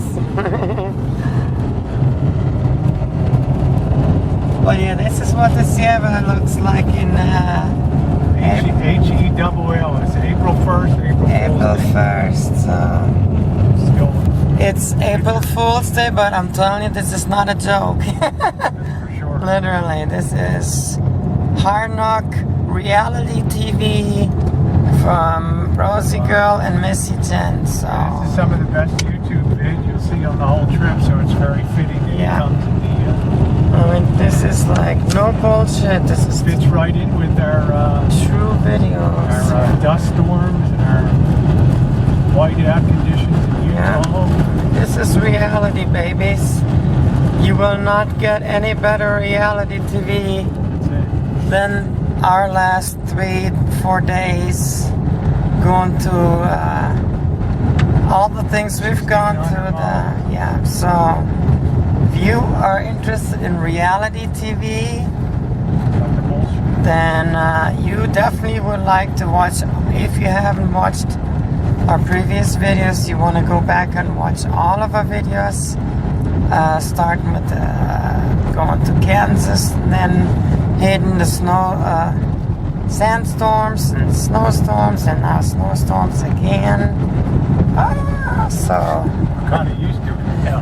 I mean, we're getting now to the point we're gonna be hardcore travelers here. Like nothing can stop us. We went across the Salt Lakes, the deserts, and made it halfway across the continent.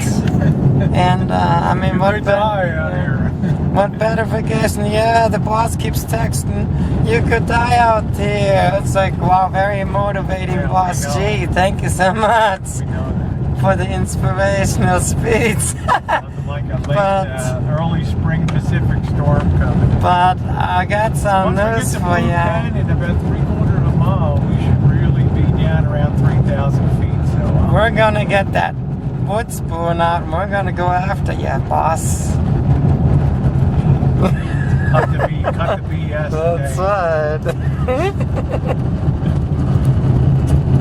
So, that's where we're at now. Almost at the 3,000 mark.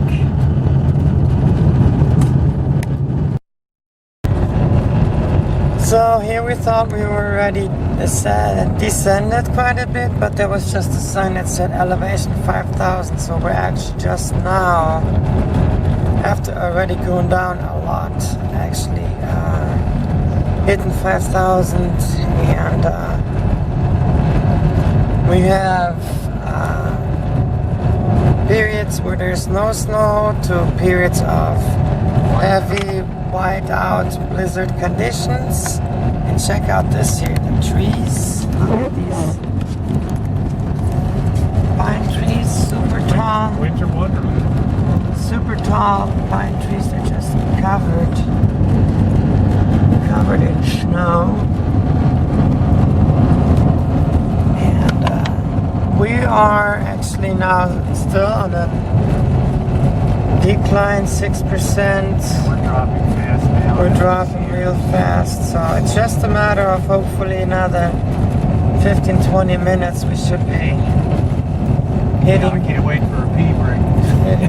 Well, yeah, she has to pee. I have to poop because I'm ready to crap my pants. You know? Hold it in there, baby. Oh, I'm penciling. Work her up. I hope we're not getting too nasty for you there. It's in my nature, I can't help it. We're chooch. It'll be 30 degrees before you know Look at this here. Yeah, it's like, wow.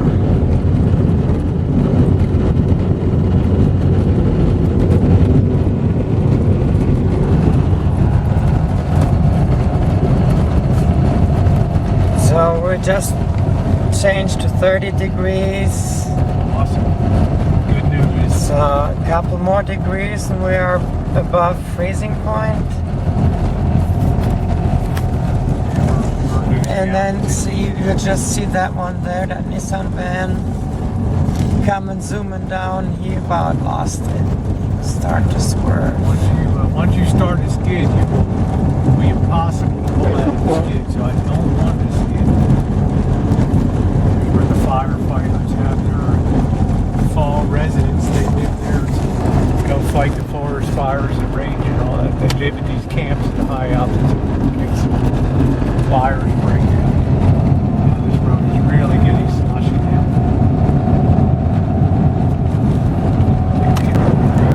Well, we've gone past Sac. For the people that don't know, Sac is what they call Sacramento, and nice blue skies coming through here. Some Crossing over to Sacramento. it's some wicked clouds over there still, but overall, you can Over see top of the there. Sacramento River. You can see the palm trees between regular trees. There's the Sacramento River. Sacramento River. Now you can see Sac. There's Sac. Blue Diamond Walnut Processing Facility over there, huge operation. Trying to zoom this in a little bit.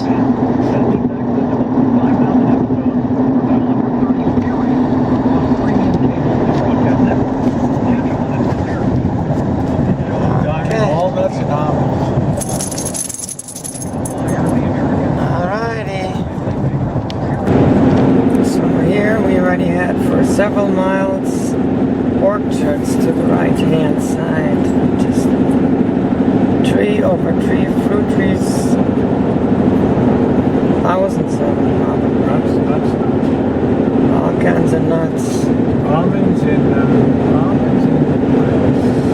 walnuts. That's the two.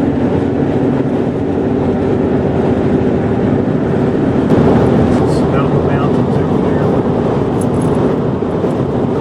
It's the Bay Area. San Pablo Bay. Way out there in the distance, I can see the Golden Gate Bridge.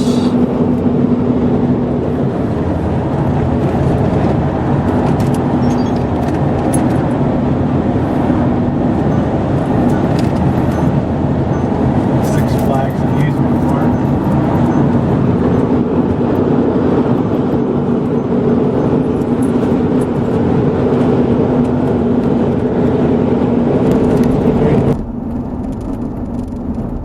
We're waiting for our first Santa Rosa.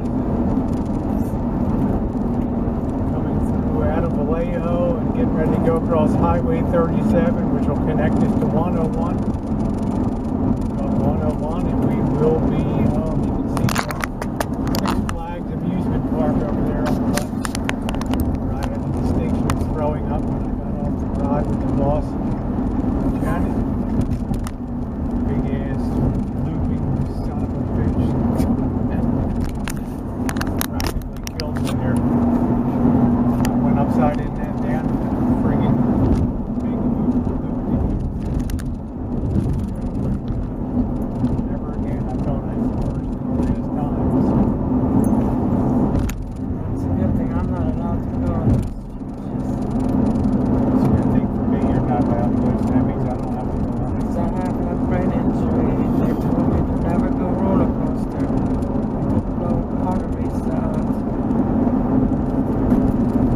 So, This will be officially the first time Jen sees the marker for her city of Santa Rosa on the road down here. So we're coming up to Highway 101. We took a chooch over from the highway, Interstate 80 to Highway 101. And we will go north, which is right. Left will take us down to San Francisco. Chooch off to the right.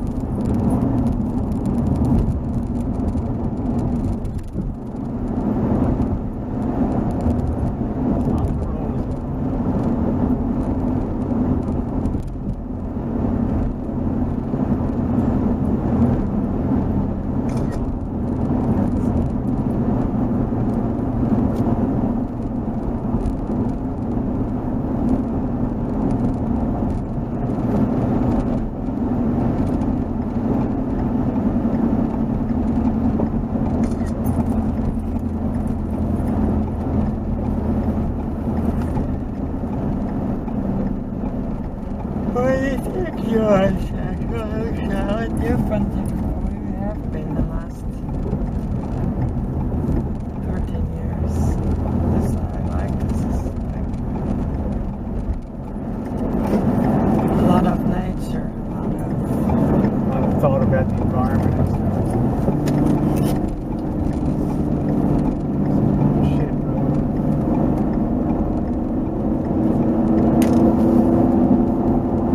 Apparently way too much traffic.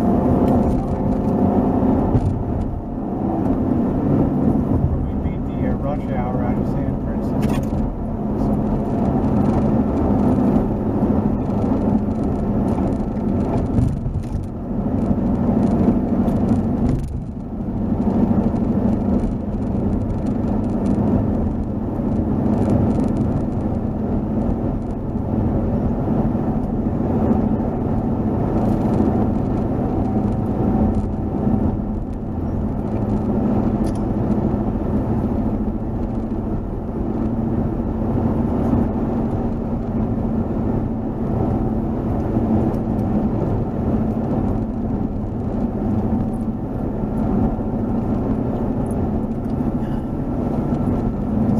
Barrel man up on this hill. He has a windmill he built out of oil barrels.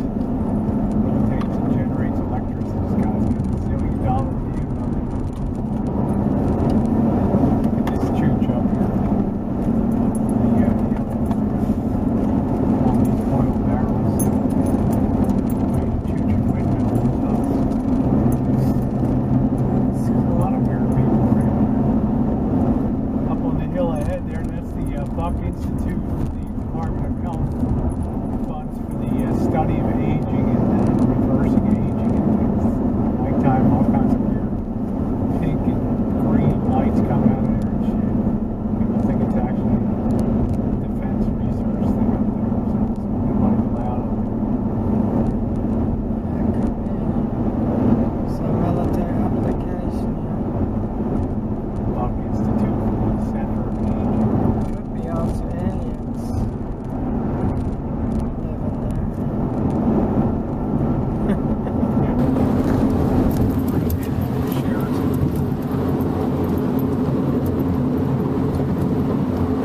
Well, it's very bumpy. You're going to go over to Petaluma River. If you look to the left, you see the city where I lived when I first got here. Really one of my favorite places to live. Petaluma. It's just beautiful and great people. Wonderful place to live.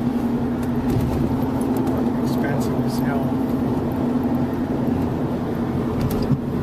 So we're searching down 101, heading north.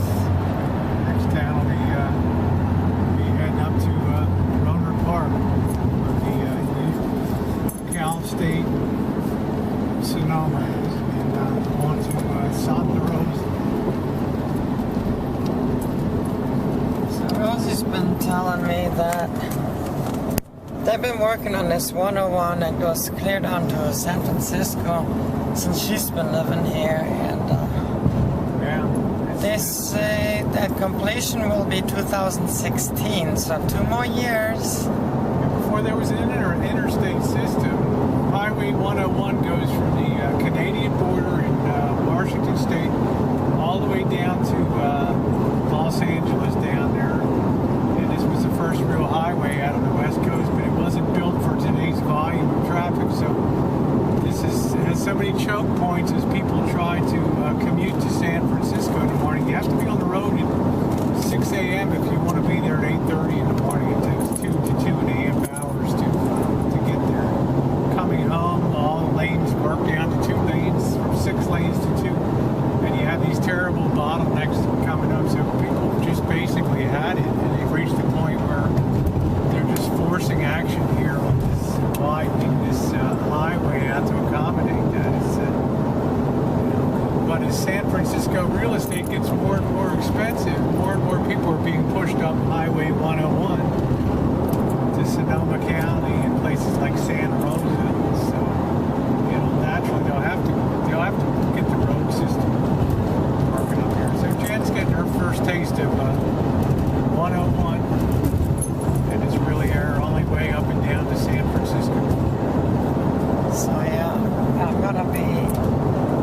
my MS doctors and clinic neurologists and all that in San Francisco. So we'll be seeing at 101 regularly. We'll be on the morning. We'll be on the road.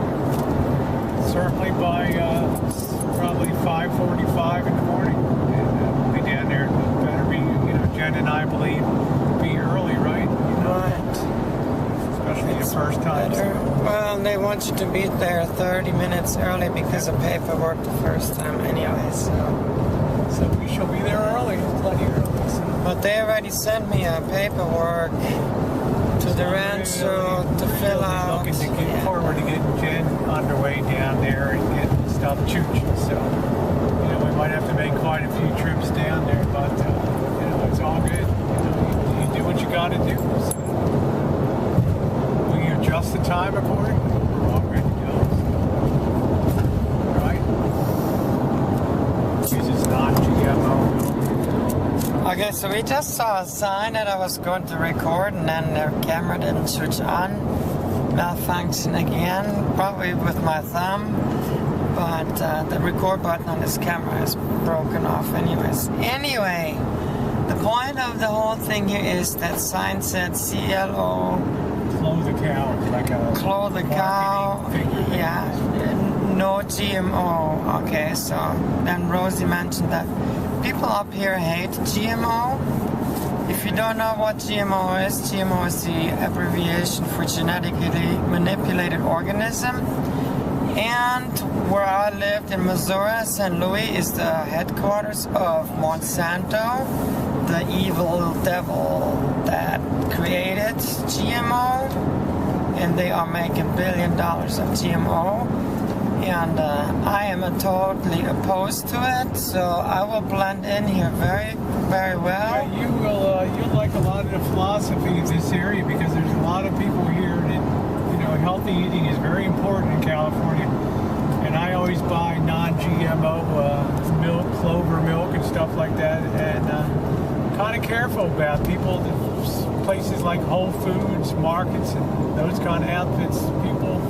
People don't mind paying more to not have meat that's saturated with hormones, although the meat is all pretty good out here and stuff. But Jenn, I didn't know the way Jenn thought about that, so she'll appreciate very much. I know the politics may not be to her initial liking, being as this is probably the most liberal state in the United States, but tied with that is a very high quality of life, and people care about what they put in their mouths and spill on the ground and things like that. So it's got its upside, it's got its downside. So I think Jenn will pick and choose and adjust like everybody that comes to California.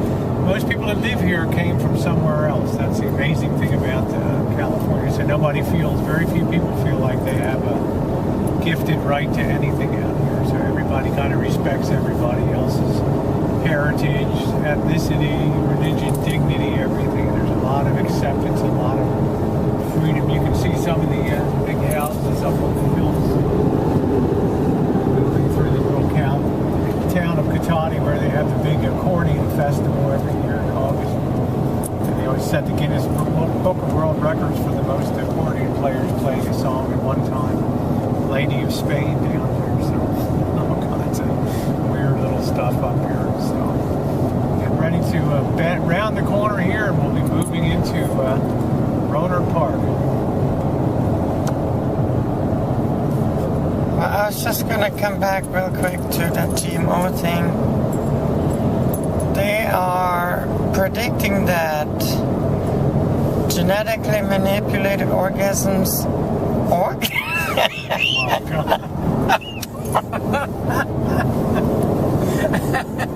Wow, what's on your mind, girl? Oops. Wow. What was I thinking? I know exactly what you're thinking about, a genetically manipulated orgasm. Me and always thinking about orgasms. Yeah, you're not into GMO, and that's all good by me. That's fine. The genetically manipulated organism modification will eventually, by 2050, completely overrun Mother Nature And we will basically in Mother Nature not find anything that's not contaminated, because GMO will spread itself and will contaminate non-GMO crops, trees, and so on. And they said by 2050, bleak future for mankind, there will be nothing left that is not GMO, that is manipulated. Yeah, Mother Nature lost her ability to So generate new, I'm excited that living in a state where you can still buy fresh foods and there's still producers that produce fresh food and all that, milk. So that is really exciting to me. I just wanted to point that out. If you don't know much about it and you want to know more about it, just Google it in GMO, and there's tons of information on there. The bitter battles up here about GMO and GMO crops and things. And everybody should make themselves knowledgeable about that, because what you put in your mouth and your body, that's what you will be. So, with that said, We come over the top of this here, almost to Santa Rosa. Santa Rosa Avenue. That's the main road that goes up through town. There's the Walmart and Home Depot over here, where I do a lot of shopping. Yeah, the Walmart, and I couldn't see the Home Depot back there. That went all too fast. So, make our way up. Santa Rosa's a good-sized city, so there's a lot of exits on here. So we can't tell you exactly which one is ours. So Right, so probably if we would tell you, we would have to kill you. So we're gonna make it now. We'll cut it off. cut it So off and get some bit of Jenn. see y'all later. Arrival at the Rancho, huh? Here we are. Hard to believe, huh? It's Get you unbelievable. get you inside, and get things settled down. And I can start unloading. Yeah, four days on the road, huh? I'm half dickered myself. There's those dogs from hell next door. Blizzards, a sandstorm. Come on.